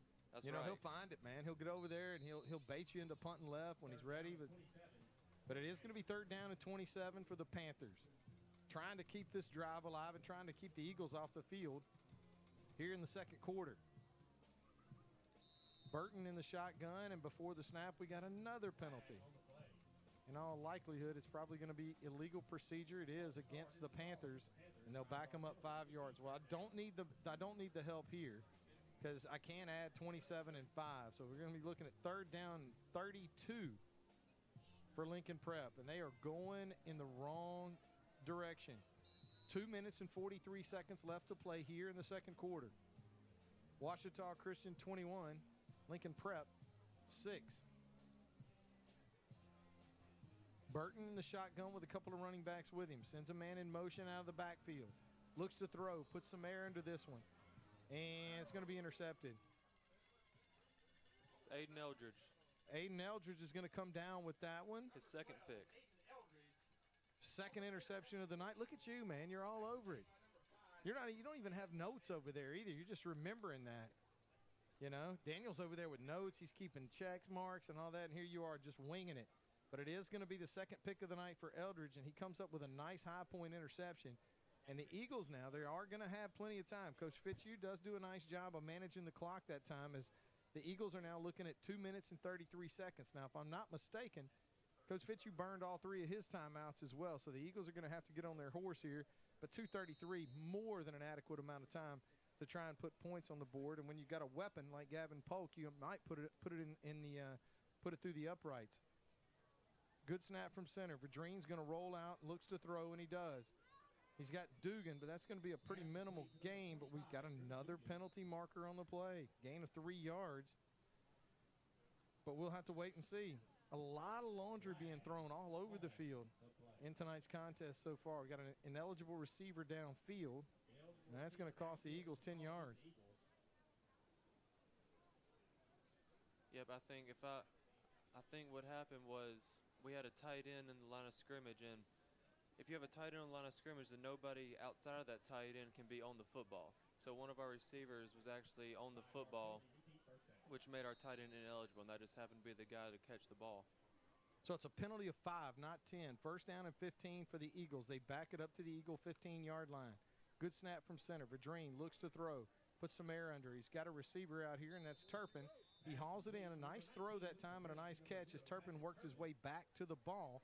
Gets out of bounds to stop the clock with 2:12 left to play here in the second quarter. Gain of 9 yards. The penalty, that's going to leave the Eagles with second down and 6. Vadrine sends 3 receivers to his left, 1 to his right. Eagles moving from left to right from our vantage point if you're listening. Vadrine with a good snap from center, rolls to his left, looks to throw. He's got a man, and that's going to be complete on the far side of the field. That's Hudnall. Hudnall's going to step out of bounds, but a nice throw that time and a nice catch by Jed Hudnall on the outside.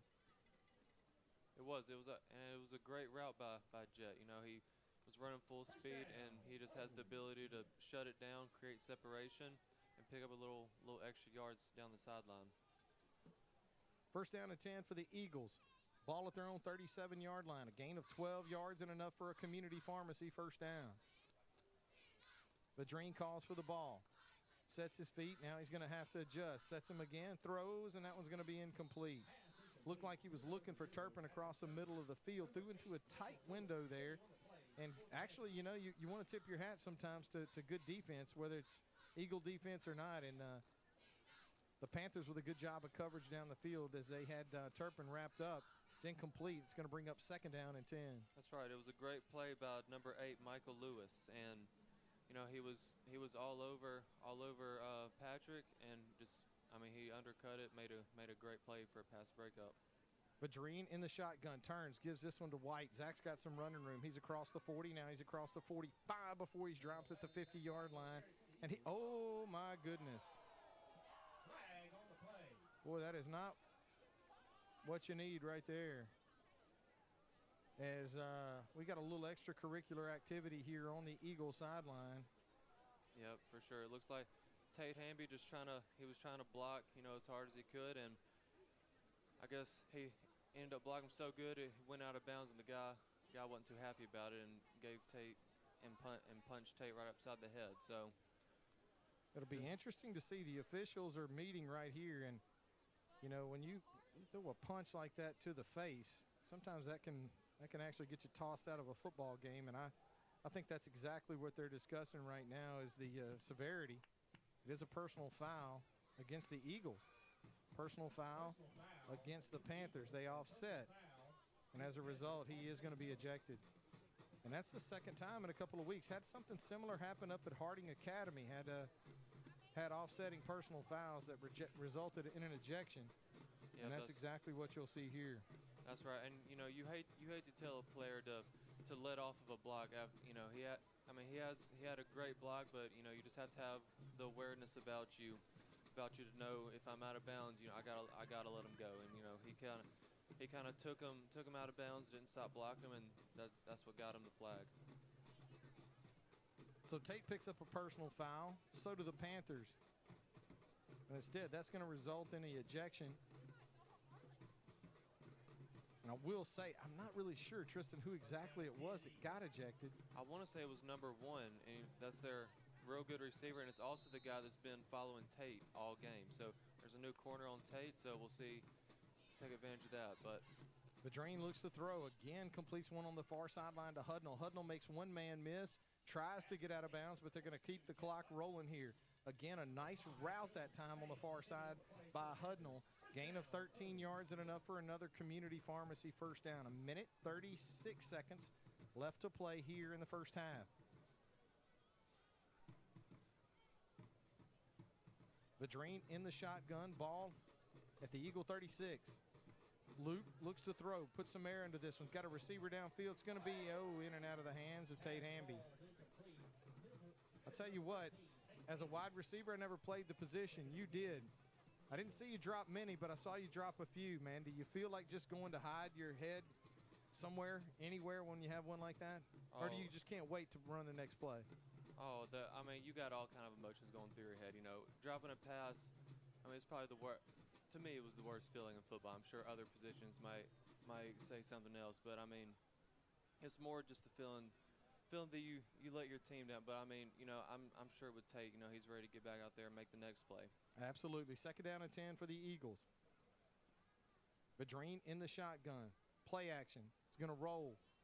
Needs to set his feet. Now he's going to decide to keep it, and he's going to squeak through a little hole and pick up positive yardage and get out of bounds to stop the clock. We want to thank tonight's second quarter sponsor, D&H Sporting Goods.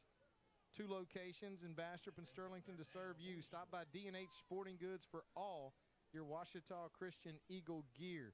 Looked like they had Luke hemmed up for maybe no gain. Picks up 6 yards on the play. It's going to bring up 3rd down now and 4.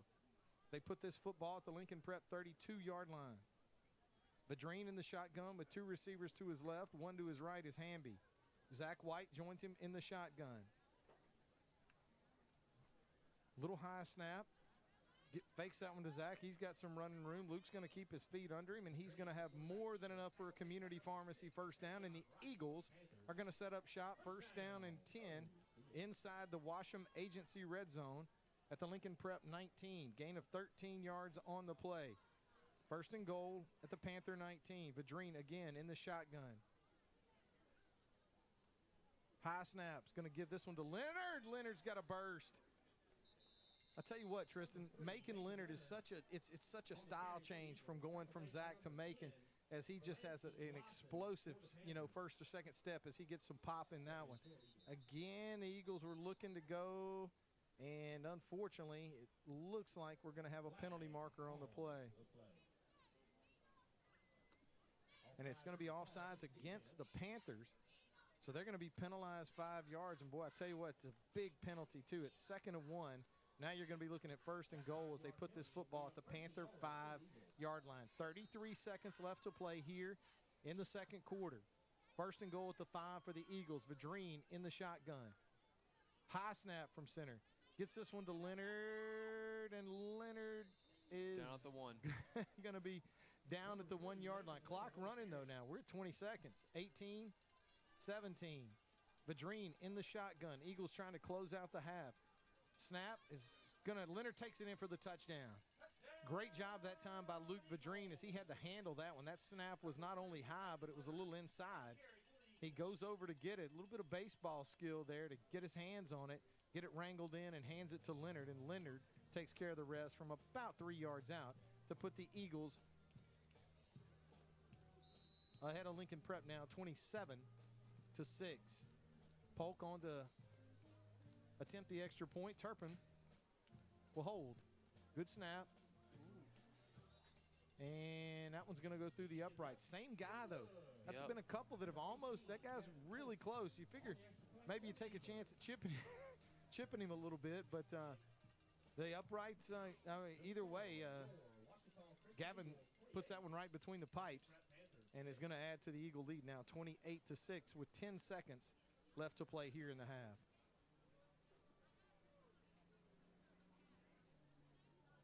Again, want to thank tonight's 2nd quarter sponsor, D&H Sporting Goods. 2 locations in Bastrop and Sterlington to serve you. And I'm going to tell you something. I'm going to just go ahead and give it away. You see this little pullover right here tonight? You know where it came from? Take a guess. I would guess D&H. D&H Sporting Goods. You know where I got it from? The one in Bastrop. That's exactly what happened. I came home. I'm coming home from a job site today. I'm looking around. I'm like, you know what? I need a pullover. You know, it's going to be a little cool tonight, that kind of thing. So, yeah, nice. Absolutely. Thank you, and I appreciate that. But, hey, I got to tell you, quite the selection. She told me they're more than happy to stick an OCS Eagle on whatever you bring in and do a nice job with embroidery. But want to thank D&H Sporting Goods for their continued support of Ouachita Christian Eagle Athletics. As soon as you think that Gavin Polk is going to kick this one short, he kicks it over your head. That one checks up inside the 5-yard line. The Panthers are able to corral it, try to bring it out, but a great job that time by the Eagles special teams. And I'll tell you something, Tristan. I know you told me earlier that you watch a lot of this year's Eagle football team on the live stream when you're not here in person. I see you and Landon and some of the other guys coming out to support this team, but special teams has been really solid this year for Ouachita Christian. There have been years where we didn't have a good kicker, we didn't have a great punter, but this year the coverage and the execution of the kicking is really spot on. Yeah, absolutely. And with kickoff, you would like that to be the identity of your team. And what I mean by that is whenever you have kickoff team, you want to have your best 11 athletes out there, and you want somebody that's going to go down and hit somebody. So just to see the attitude of this team, and everybody wants to get in, make the tackle, and anytime you can pin a team inside their own 10-yard line, you're doing something right. Absolutely, and that's going to bring an end to the first half of play. Ouachita Christian's going to take a 28-6 lead in at the half. And let's go down to the sideline and check in with Nick White with the Marion State Bank sideline report. Nick, got the first half in the books. Yeah, one half in the books. It's funny. I'm trying to get around the heater, but all the players are right there, and they actually just turned them off, which I'm a little upset about. Ridge coach came up to me. He was like, "You look cold." And I was like, "Yeah, I am cold right now." So, but hey, man, this is a really solid first half. Obviously, there were some penalties. And some things that you want to try to clean up, and especially knowing that next week you're probably going to have a bye week, and I'm sure that's stuff that Coach Fitzhugh and his staff is going to talk to their guys going into this second half. But still, 28-6 going into the locker room. I think you'll take that at this point, and then you just want to continue to just get better, just get better. Here in this second half and find a way to secure either that 2 or 3 seed, which is where we're at right now. Actually, thanks a lot, Nick. Nick, give me just 1 second. I've got to try and turn the heater down. I've started. I know Tristan you were change his hoodie. Yeah, out, so. you all were talking about like your nice pullovers and all this stuff, well, and I feel like I underdressed tonight. So, well, I may have overdressed, Nick. I've actually got somewhat of a lather going up here. I'm going to have to. Can we make it a 3-man booth up there? Well, we'll have to wait and see. We'll see what's going on. We got to have a sideline guy, Nick. Nick White. Hey, thanks for the yeoman's duty tonight, Nick. It is a little chilly out here at Fitzhugh Field. Thanks a lot. Nick White with the Marion State Bank sideline report. Ouachita Christian's going to go into the locker room with a 28-6 lead over the Lincoln Prep Panthers. We're going to take a break here from Fitzhugh Field and invite you to come back with us after the half and enjoy the second half of tonight's contest. You're listening to Ouachita Christian Eagle football on the Ouachita Christian Sports Network. Team Caleb Shepard. The 8th grade team, number 2, Tristan Raymond. Number 5, Crew Flickinger. Number 6, Carter Russell. Number 7, Maddox Lee. Number 9, Ethan Higgins. Number 11, Cooper Thomas. Number 21, Aaron Eldridge. Number 23, Lincoln Craighead. Number 25, Joseph Post. Number 28, Bo DeVinny. Number 44, Samuel Priest. Number 45, Cameron Knight. Number 51, Ruffin Spires. Number 52, Desaiah Bradshaw. Number 54, Kimber Morris. Number 56, John Grady Gomnitz. Number 57, Noah Rucker. Number 58, Jaden Book. Number 70, Thomas Miller. Number 74, Jackson Murray. Number 77, Adler Edwards. Number 80, Dylan Hall. Number 88, Tucker Lampkin. And the manager for the 8th grade team, Isaac Stevenson. Coaches for the middle school teams, head coach LeBrian Wells, Coach John Parker, and Coach Kevin Washam. These teams navigated through one of the toughest junior high football schedules in OCS history, and the guys came out better for it. The 7th grade Eagles finished the season with a winning record with big wins over St. Frederick, Tioga, and a 40-0 victory over Oak Grove. This team improved over the season, and we look forward to their 8th grade year. The 8th grade Eagles completed their 2nd straight undefeated season. Some of their highlight wins include shutout victories versus St. Fred's and Oak Grove, come-from-behind victories versus Bastrop and MLK Middle School, and this team ending Carroll's 2-year undefeated streak in another thrilling game. This team did some incredible things this season. We as coaches are grateful for all the work they put in this season. We look forward to seeing what this team will do on Friday nights in the future. These teams have continued the standard of excellence set in our football program. We are confident that the future of OCS Eagle football remains as bright as ever. Once again, let's hear it for the 2023 middle school football team.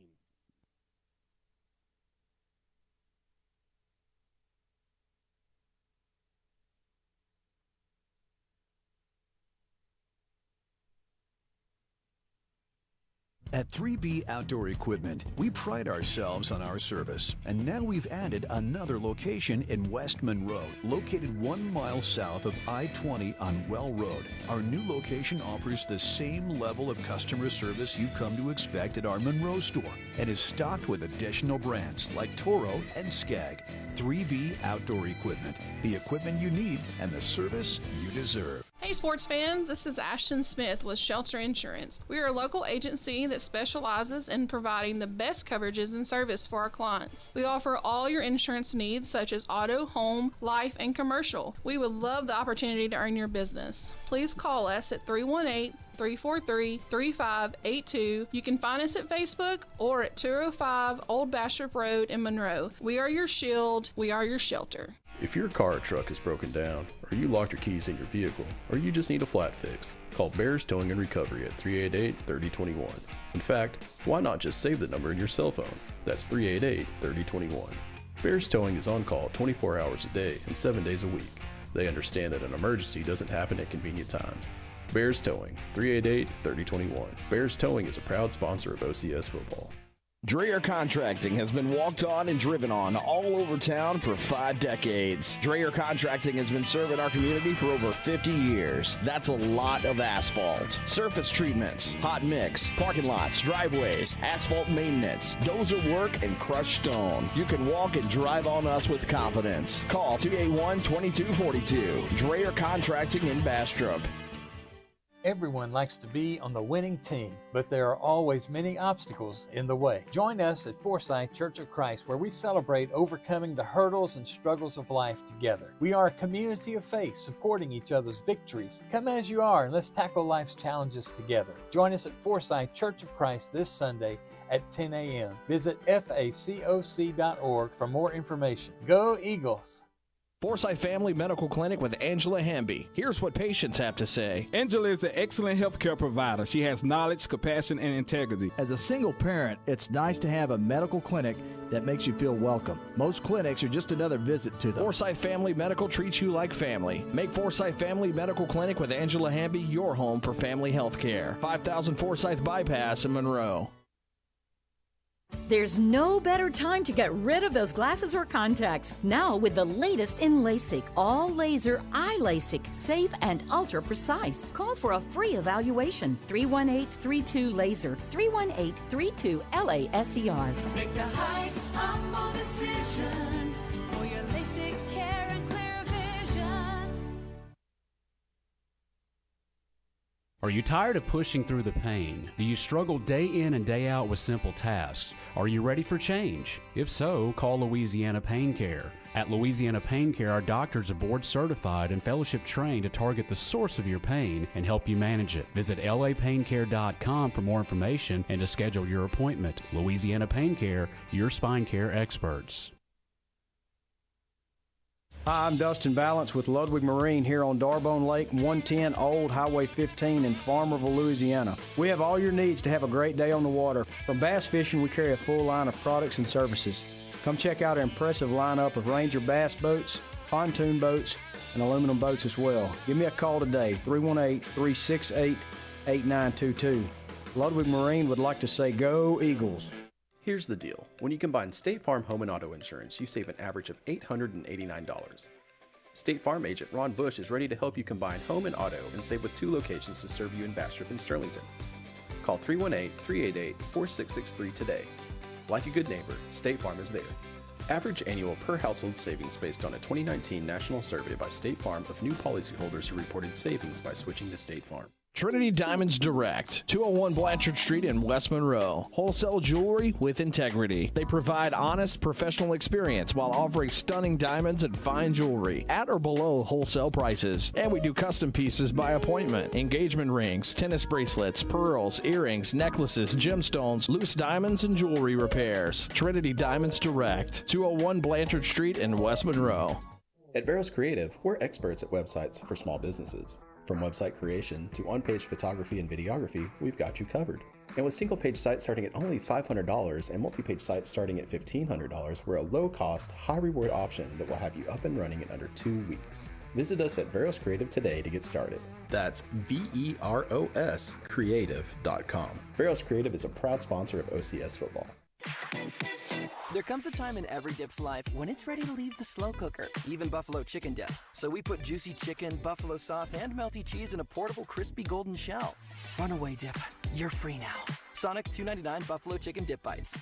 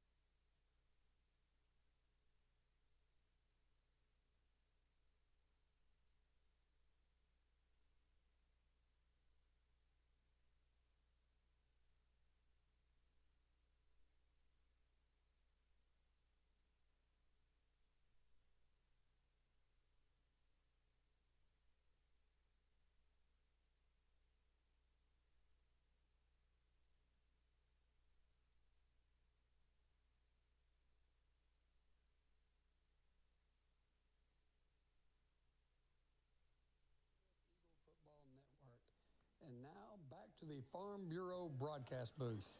That is exactly right, Coach Fitzhugh. Thanks for bringing everybody back inside the Farm Bureau broadcast booth. Brought to you by Agents Chris Thomas and Tanner Baggett. Stephen Fitzhugh Field at Eagle Stadium, Ouachita Christian School. David Gordy, Tristan Wiley bringing you tonight's game. And, of course, Tristan and I are bringing it to you from up here in the press box. Meanwhile, Nick White is down on the sideline having a real tough time. Nick, how you doing down there? Did you find a fire or what? I'm trying to, yes.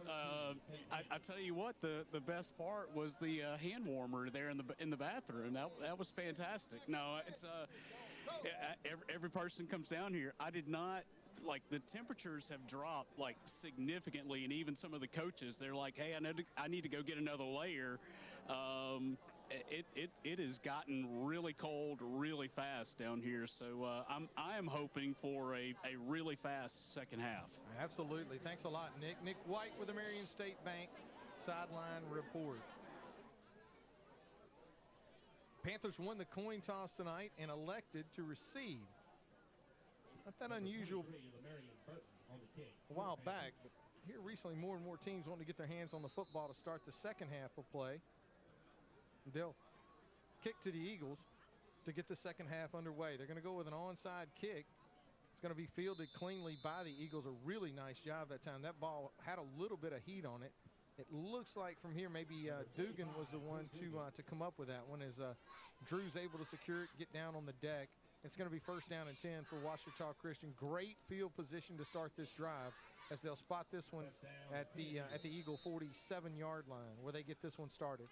And, you know, one thing I could never do as a football player and still can't do is field onside kicks. That's something that I've never been able to master. So that it's a lot harder than it looks. I'll just say that.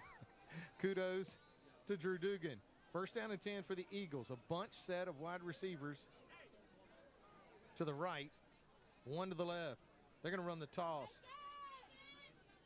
Boy, I tell you what, too, when Macon, and he's going to take a shot on the out of bounds.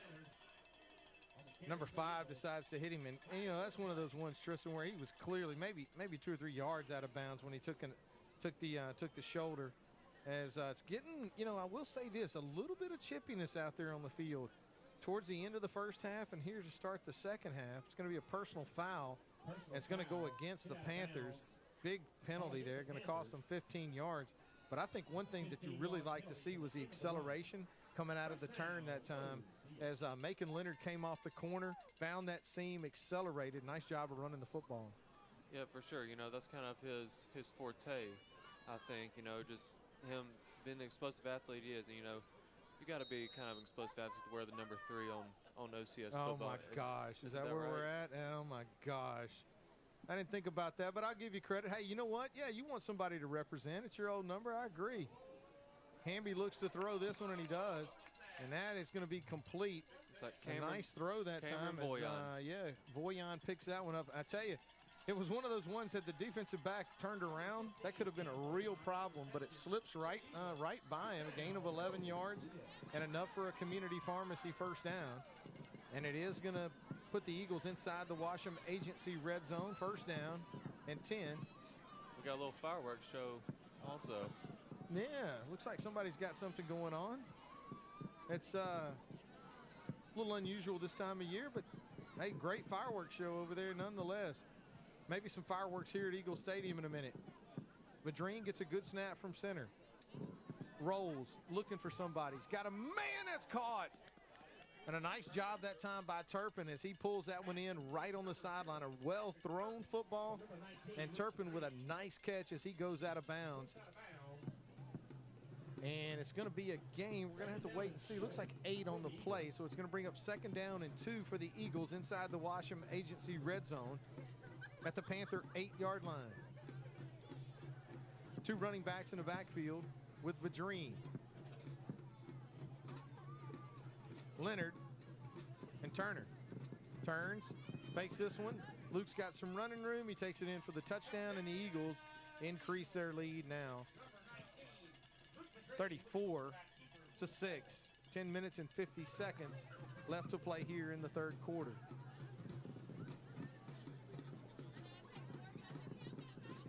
I will tell you this. I have no idea where the fireworks are coming from or why, but they're beautiful over there, huh? I'm hoping somebody on the live stream gets a camera shot of these things. And, man, I tell you what, it's a heck of a show. Oh, yeah. It's been going on for a while, too. Hey, man, our own fireworks here at Fitzhugh Field, too, is the Eagles now take the lead over Lincoln Prep 35-6 with 10 minutes and 50 seconds left to play. Let's go down to the sideline. Nick, you checking out those fireworks down there?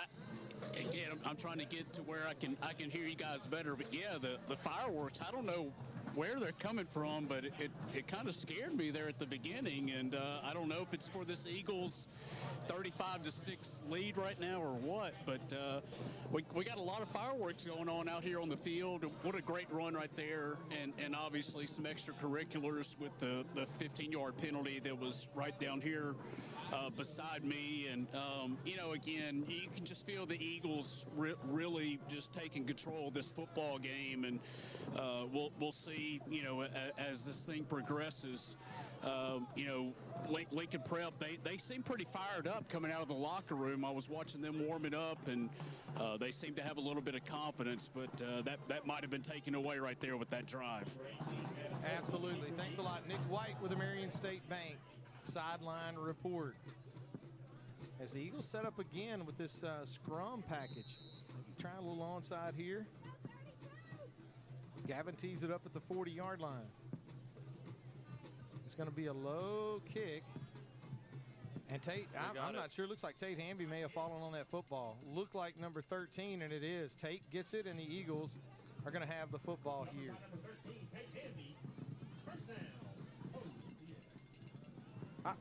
I'm telling you, folks, I'm not over-exaggerating this. This is like City of Monroe, 4th of July type stuff. I'm hoping you can see it, and of course you can now from the live stream vantage point. I mean, that's I got nothing in the backyard on that. I'm telling you, man, that's a heck of a fireworks show. I'm not even sure. Maybe, probably a lot of noise down there on the field. Can hear it up here in the press box. First down and 10 for the Eagles following the onside kick. Luke Vadrine in the shotgun. Calls for the ball. Looks to throw and does. Got a receiver that's going to be caught. Turpin had to go upstairs to get it. He makes one defender miss. Now he splits the defenders, and he's going to be run out of bounds on the far side of the field. A nice throw that time. Real tight window that time for Vadrine, Tristan, as he slipped it in there. And Turpin goes up in the air to bring that one down. A nice throw and a nice catch. Yeah, and I think it showed a lot of patience out of Luke on that throw, because Turpin, he actually fell down on the route, got back up, and Luke delivered a great pass. So it was great focus on both ends.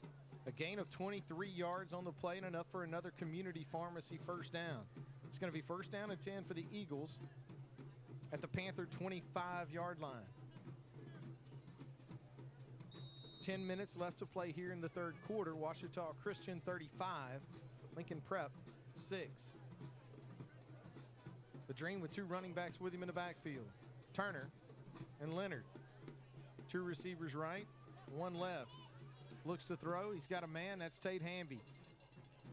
Hamby's going to stay on his feet. Makes a couple. Oh, man. Wow. Second and third effort that time out of the senior wide receiver. That was a powerful run after the catch. And it's going to go in for 26 yards out, and the Eagles are going to increase their lead. Very impressive run after the catch that time by Hamby, as he had two or three different defenders draped on him and able to slip through. That touchdown and all Eagle touchdowns brought to you by the fine folks at Trinity Diamonds Direct. Visit their store located on Blanchard Street in West Monroe. Polk on to attempt the extra point. Kick is up, and it's good as Gavin kicks that one almost to the track as he splits the uprights, and the Eagles increase their lead now 41-6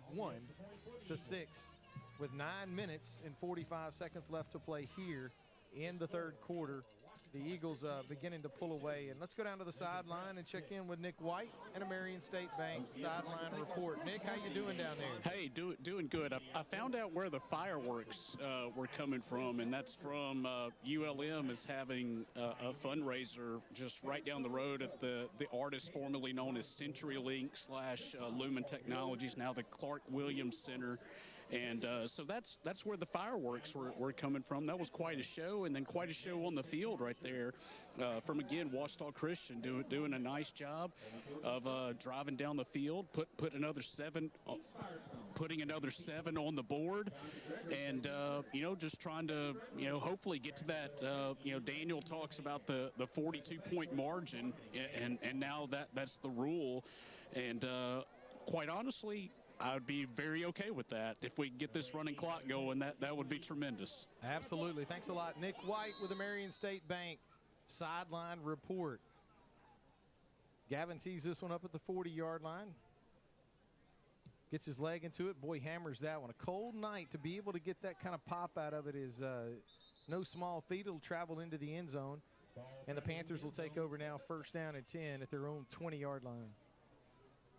OCS would like to thank our sports marketing game sponsors: Leslie Thomas, John Ray Realty, Little Cassis Dental, Ludwig Marine. Want to thank tonight's third quarter sponsor, Valerie Van Mathern, attorney at law. Valerie specializing in estate planning and successions. Set up your appointment today, 318-807-9030. Again, that's 318-807-9030.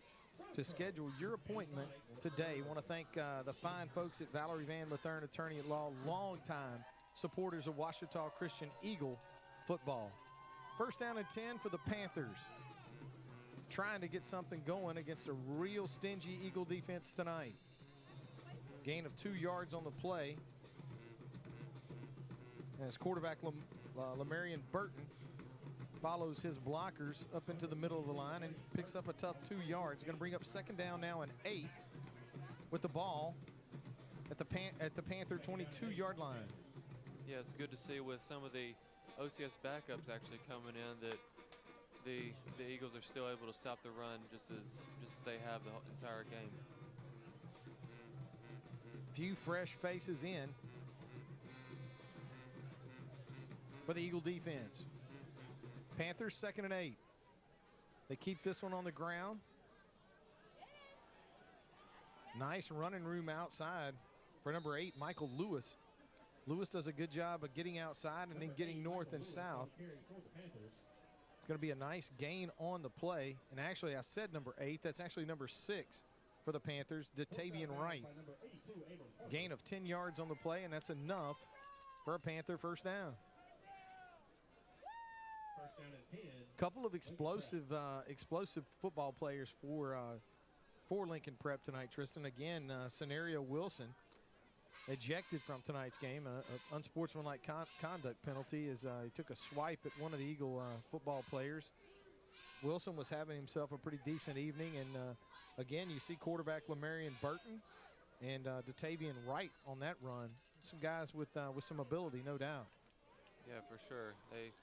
That number 1, he was having a really good game. That was, as I said, the same guy that was following Tate all night. So we'll see how that continues to develop. Gain of 5 yards on the play as Burton keeps it himself. Picks up 5 yards. Tough run. Yards after contact. As the Panthers moving this football a little bit at a time. Clock running now with 7 minutes left to play here in the third quarter. Ouachita Christian 42, Lincoln Prep 6. Nice to see some of the Eagle starters getting to take a little bit of a break.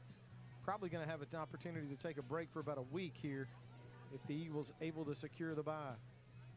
Second down and 5. Boy, nice hard run inside, but great defense by the Eagles. Looks like Cooper Russell made his way in there, Tristan, to hem him up. A gain of 2 yards on the play. This is a big third down play here, and I've got to think you're probably looking at 4-down territory the rest of the way for the Panthers. Yeah, and Cooper Russell, he's a guy that he's seen more and more playing time as the year goes on. So, one of those guys that, he keeps on developing, and, I know he is a hard worker and practices hard day in and day out. So it's good to see him do good things tonight. 3rd down, 3 for Lincoln Prep. Ball at their own 42-yard line. Burton operates out of the shotgun. He may have made it back to the line of scrimmage. Actually going to be a loss of 1 yard on the play. And that is, we're going to test the theory of 4-down territory for the Panthers. And I think that's exactly what they'll do here, is try to pick up this 1st down. Panthers have been able to do it tonight. They've had some positive yardage plays, and they need one here. They're going to give Ouachita Christian the football with a real short field. 4th down and 4. Ball at the Panther 41-yard line. Clock running with 5 minutes left to play here in the 3rd quarter. Ouachita Christian 42, Lincoln Prep 6.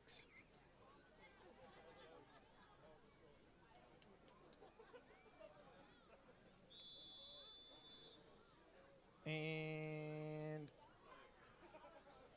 it looks like we are going to have a delay of game against Lincoln Prep. We're going to turn that 4th down and very manageable 4 to now 4th down and 9. And the Panthers just shoot themselves in the foot on that one. Doesn't change what they're trying to do here. 4th and 9. Burton in the shotgun. High snap from center. He handles it. Now he sets his feet and throws. And he's throwing into double coverage that time. Plenty of air under it, but it's going to be incomplete as he was looking for his intended receiver that time, Joseph Spann. Spann kind of shaking up on the play, but he'll shake it off.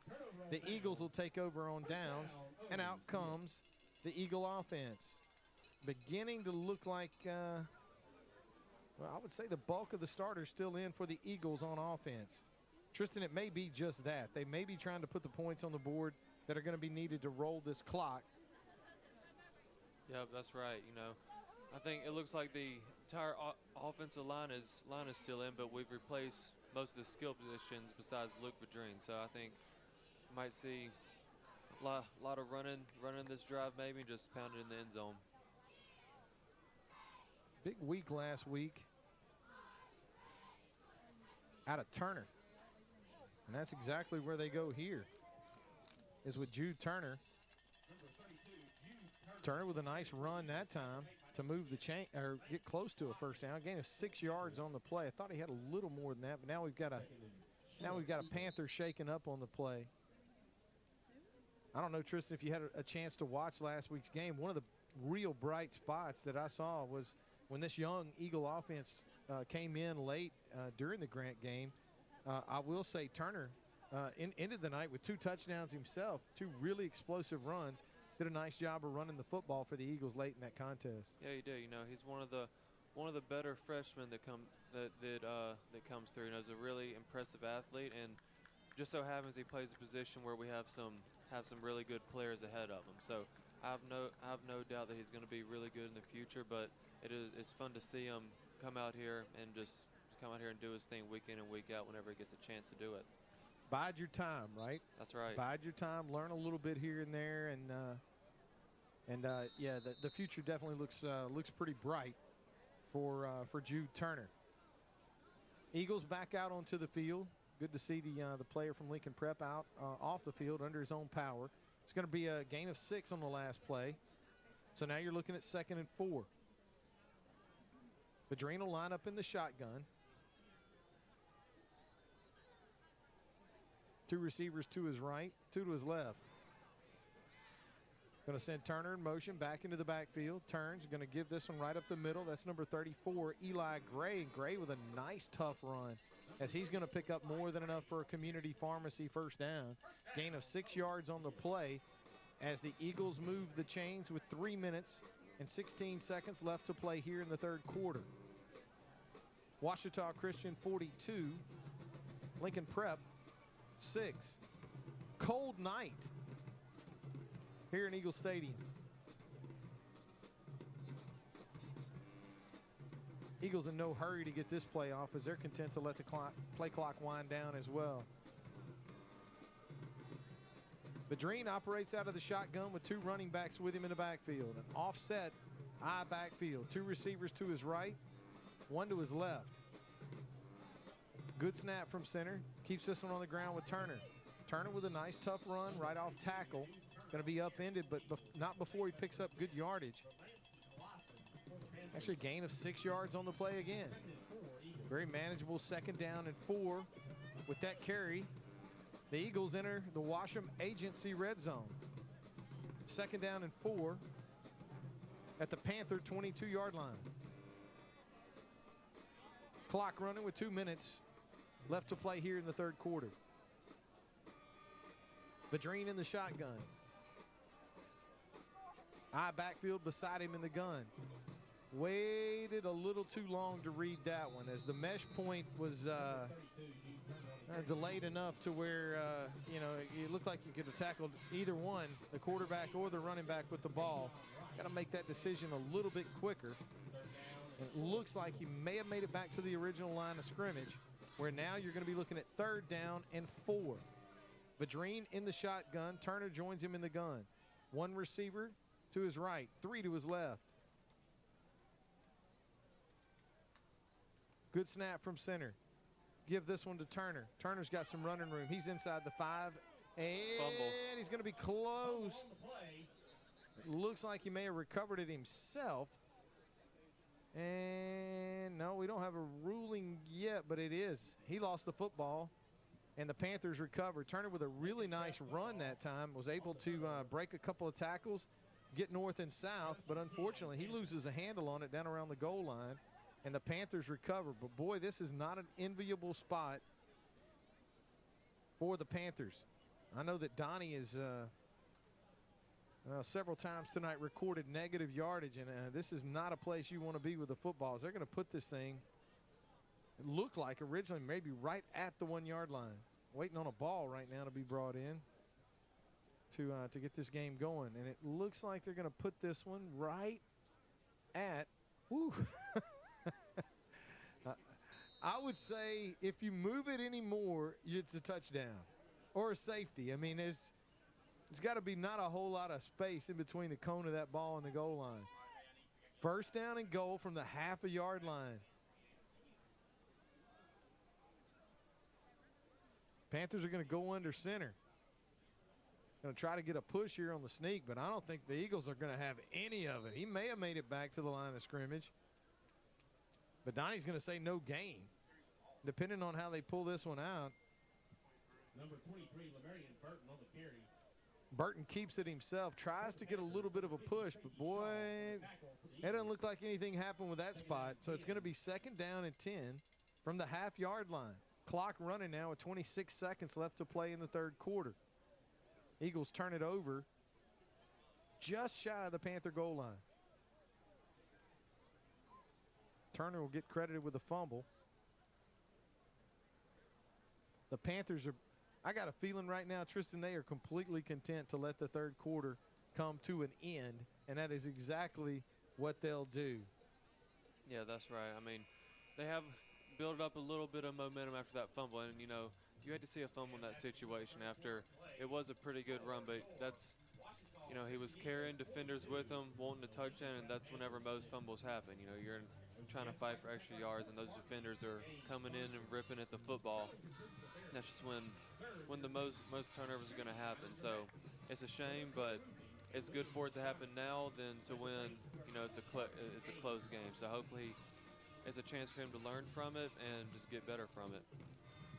Always want to thank tonight's, not tonight, but for the past several years, the fine folks at Marion State Bank for sponsoring the Sideline Report with Nick White.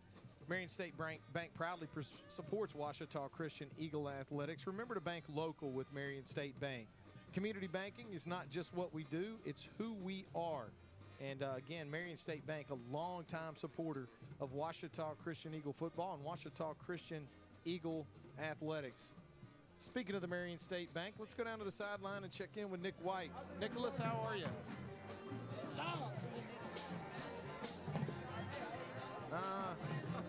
Nick, how you doing down there? Hey, yeah, Yeah, I'm trying to find a way to. I'm walking around trying to get your signal, but yeah, I mean we're good, and I think that they have made the decision, even though we're not at the 42-point threshold, to go on and run the clock. I saw that going on right there, and we'll see obviously whenever we start this up, right, and they are going to go on and start running the clock. So I would imagine we're going to have a very fast fourth quarter.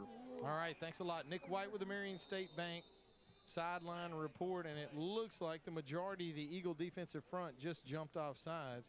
That's going to be a 5-yard penalty, and it is going to give the Panthers some breathing room. Yeah, just a little bit of inexperience out there for the Eagles. I think some of our more veteran guys are used to the hard count, but those younger guys, they're eager to get out there and make a play, so it makes them a little jittery before snap. 5 yards on the penalty brings up second down now and 5 for the Panthers. Ball at their own 5-yard line. Lincoln Prep having to bring a few folks on. Get the play now.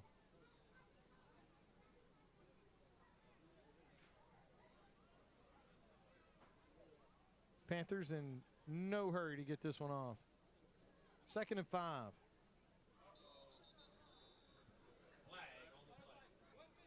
And I think that's what you call getting greedy, Tristan. I think that's what happens. Maybe you go to the well just a little too often, as the Panthers now are going to be victims of the exact same benefit of the 5 yards. Now they're going to lose it. So now we get back into a little more dangerous hole here as they'll put this football. It's going to be 2nd and 8. Ball at the 3-yard line. Yeah, fortunate for Lincoln Prep that it wasn't 5 yards back, just half the distance, so helps them out a little bit. Panthers go under center. Keep this one on the ground. Going to push this pile, and they are going to get a pretty good push. They fall forward for 3 yards, so it's going to bring up third down, depending on the spot, right at 3rd and 5. And they do put this football at the Lincoln Prep, let's call it 6-yard line. As Nick mentioned, the clock would be running anyway, but it looks like they're going to let this thing roll out. 9 minutes and 48 seconds left to play here in the ball game. Ouachita Christian 42, Lincoln Prep 6.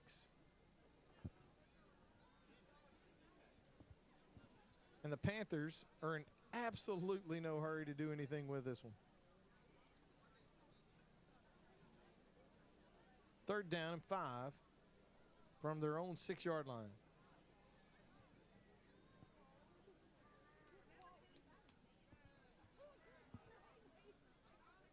Burton will go under center.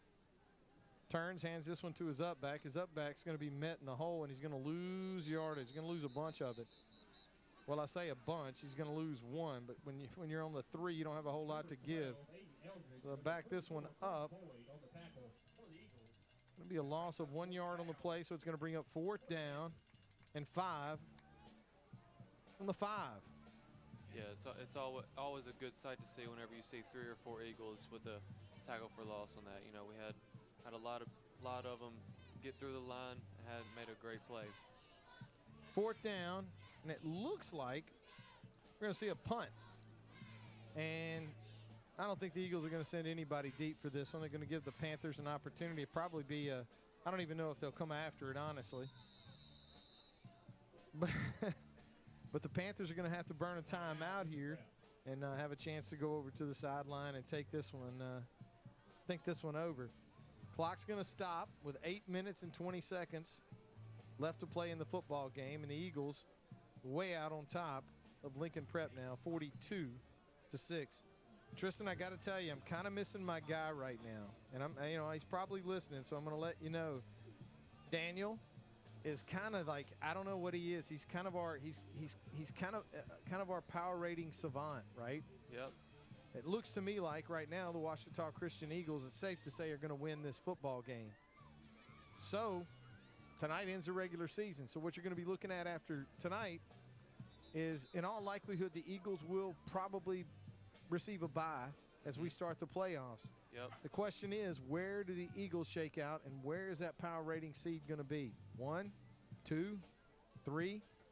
everything that I'm hearing from Daniel the last time we talked was there was really no opportunity for us to move up into the number 1 spot. But depending on how some of our opponents play tomorrow night, could be a 2, could be a 3.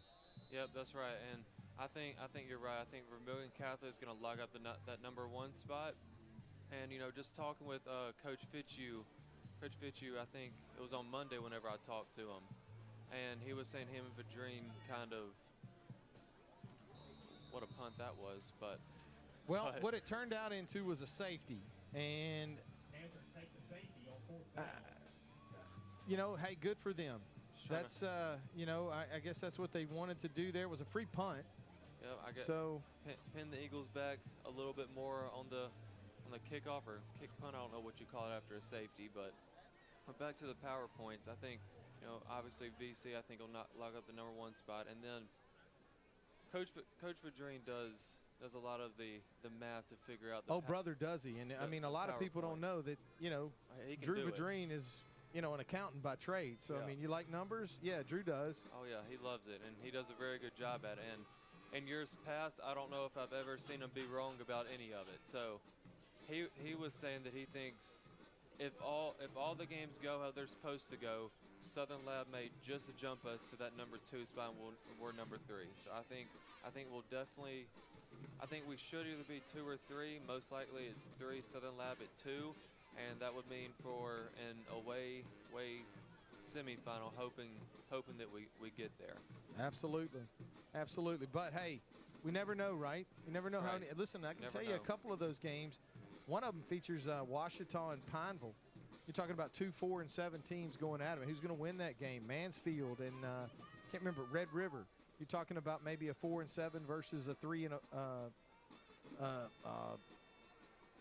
a 3 and 8. I mean, these games are. I mean, they're going to be nail biters. I think as we get into tomorrow night's contest. For sure, yeah, it's going to be a fun thing to keep up with. A lot of games to keep up with too. Be nice to have the week off next week, though, man. No games, and the Eagles going to have a chance to get some guys healthy. The Panthers decide to take the safety. And not really sure, but it looked like the Eagles were giving them a free kick, but they decided to take the safety anyway. So now they're going to have to punt this football from the 20 instead of the end zone. And the Eagles will send several guys deep. Right now, the deepest of them is number 26, Jonathan Bowles. Bowles will stand at his 30-yard line. And Jonathan's not going to get a chance to get his hands on this one because it's going to be a short kick, and it's going to be fielded cleanly by Dylan Hart. And Hart with a nice job of getting upfield. He catches that thing, gets going north and south, picks up 13 yards on the play. So the Eagles now are going to set up shop with good field position to start this drive. And now we got some real fresh faces, as I think we're going to have a new quarterback as well. A lot of youth out on the field with 5 minutes and a running clock.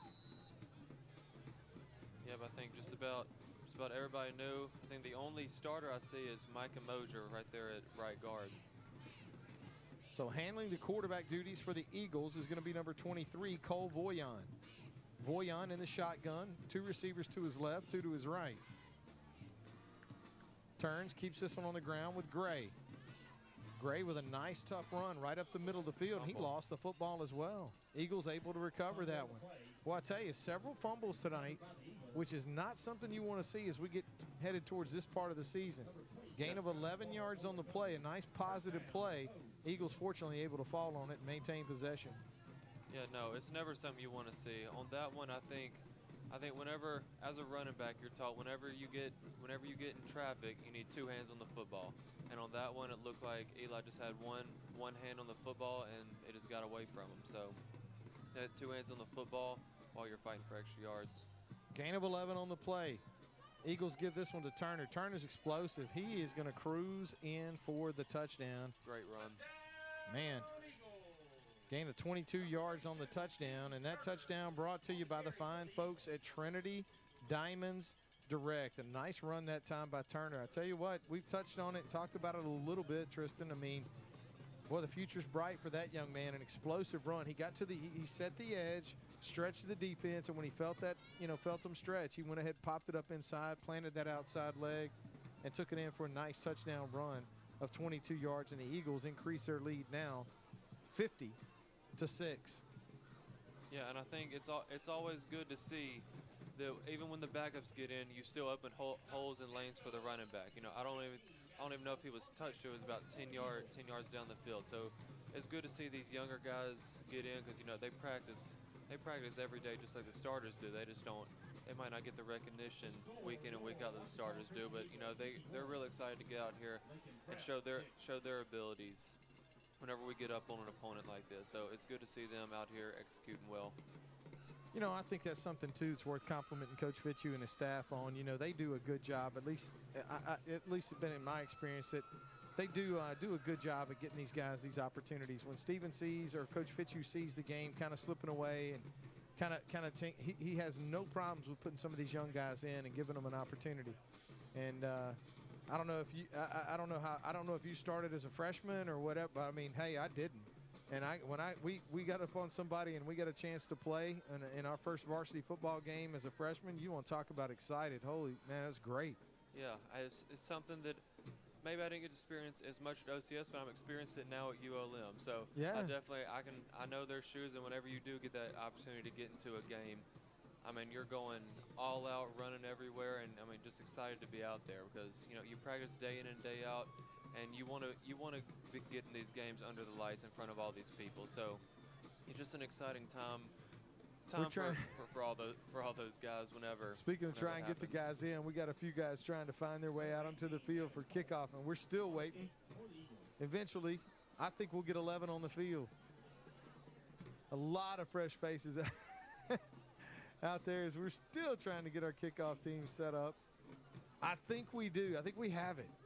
Yep. I think we've got a kickoff coverage team now. And another thing, it looks like Lincoln Prep's playing really shallow. I don't think Gavin Polk will have a problem getting it behind these guys. And he will not, as you just alluded to. This one's going to travel inside the 10-yard line. But the Panthers go back for it. They got some running room. This is going to be a problem for that kickoff coverage zone. Polk tries to trip him and couldn't. He's going to get the flag for the trip, but instead, it's going to be declined. There's maybe two flags on the play for the trip. Yeah, that's always something you worry about whenever the backups are on there. It's some guys that maybe have never been on kickoff before, and it's kind of like little kid soccer. You're just everybody just go for the ball, and they might miss their lanes and whatnot, and on their kickoff return and lose outside contain. But Gavin Polk, that little movie trial, we saw it against Ouachita, and it worked to perfection. He's a soccer guy, so he's good at tangling up the feet. Right there, he just barely missed him, but it is what it is. Good to see this Eagles offense come back here in a second. It is unbelievable to see the flagrant trip, right? I mean, just as flagrant as possible. No, he doesn't I'm trying to trip you. Doesn't want anything to do with that tackling. He has to protect our kicker. And as you said, hey, that was a definite touchdown against Ouachita. He misses and are actually connected on that one, and the Eagle defense able to hold the lines and get the football back. That time, boy, not a valiant effort maybe, but boy, he was way off on that as the Panthers able to put another touchdown on the board with a 90, I think it was a 91-yard kickoff return for Lincoln Prep. 45 seconds left to play in the football game.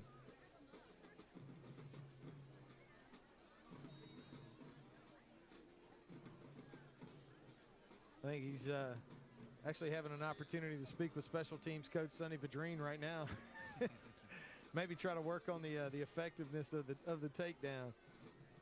Panthers are going to try to add 2 here. Might have him in some defensive drills this next week.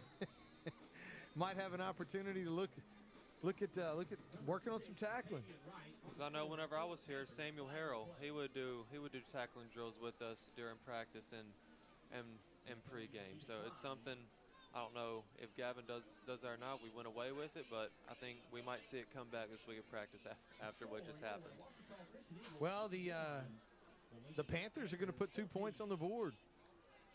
They're going to cut into this Eagle lead now, 51-12 with 45 seconds, and actually the flag on the play is going to be waved off.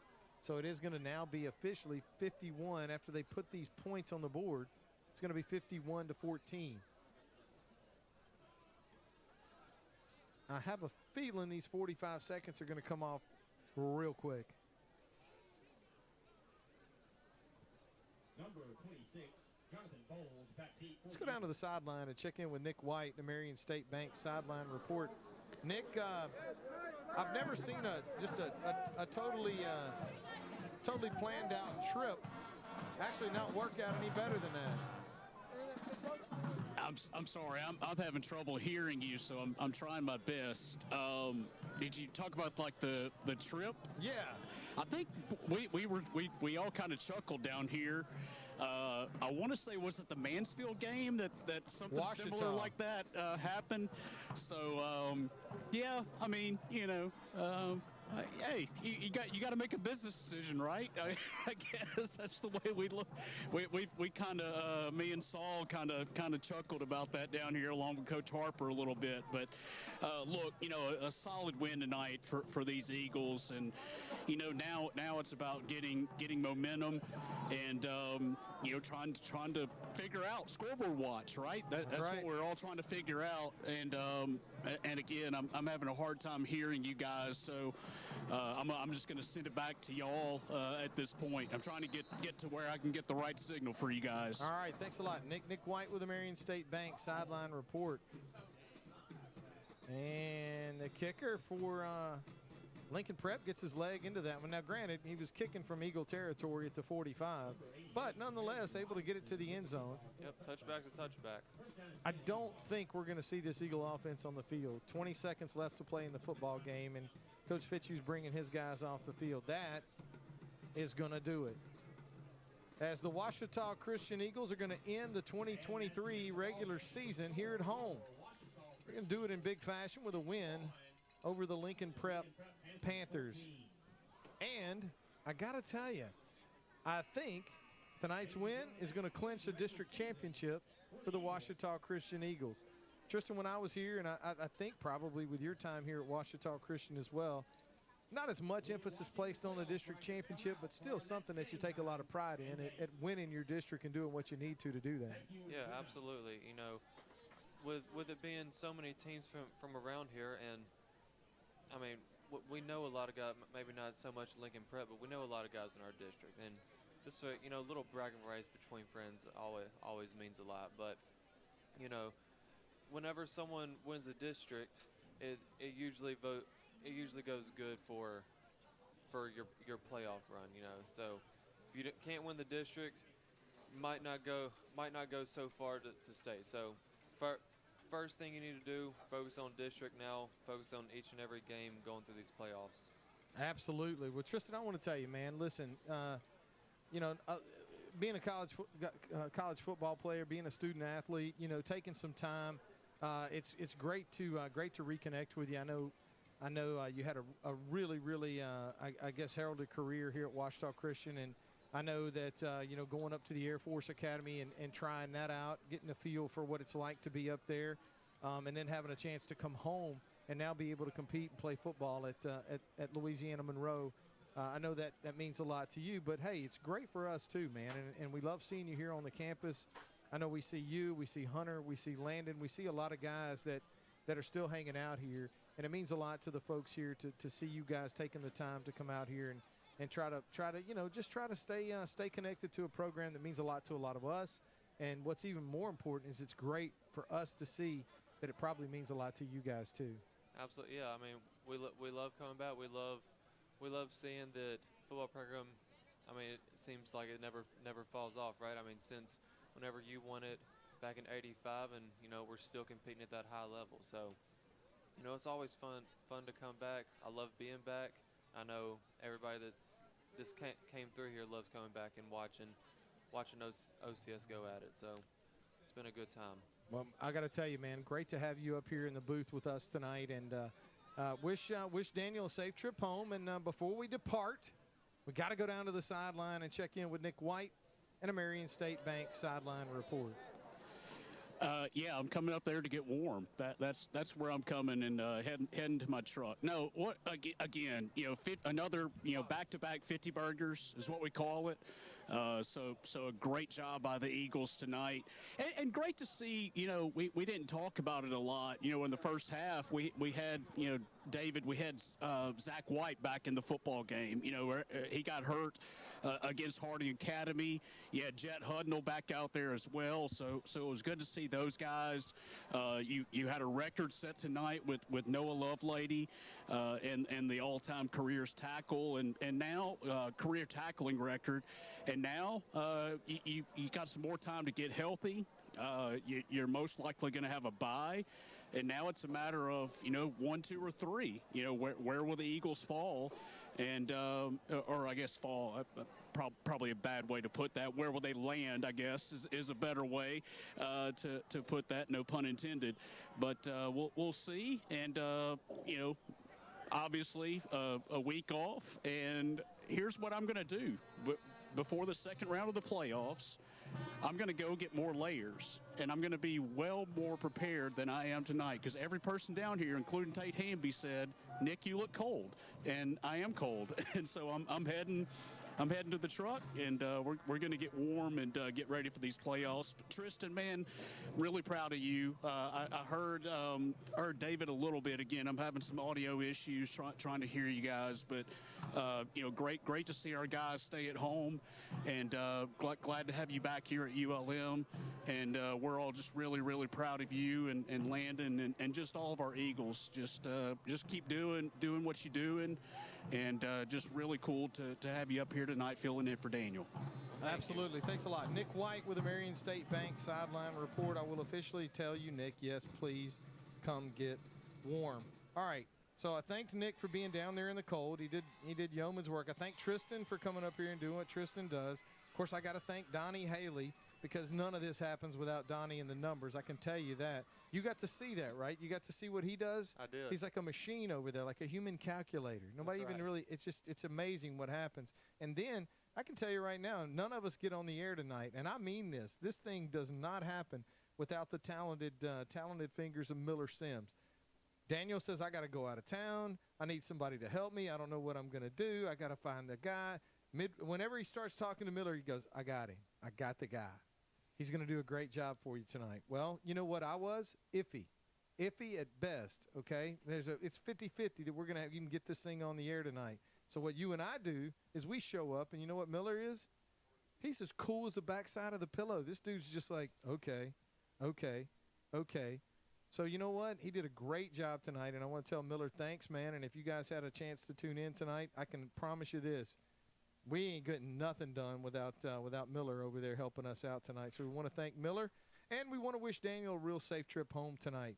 The Ouachita Christian Eagles close out the 2023 season with a big win here at home, senior night, in convincing fashion with a 51-14 defeat of the Lincoln Prep Panthers.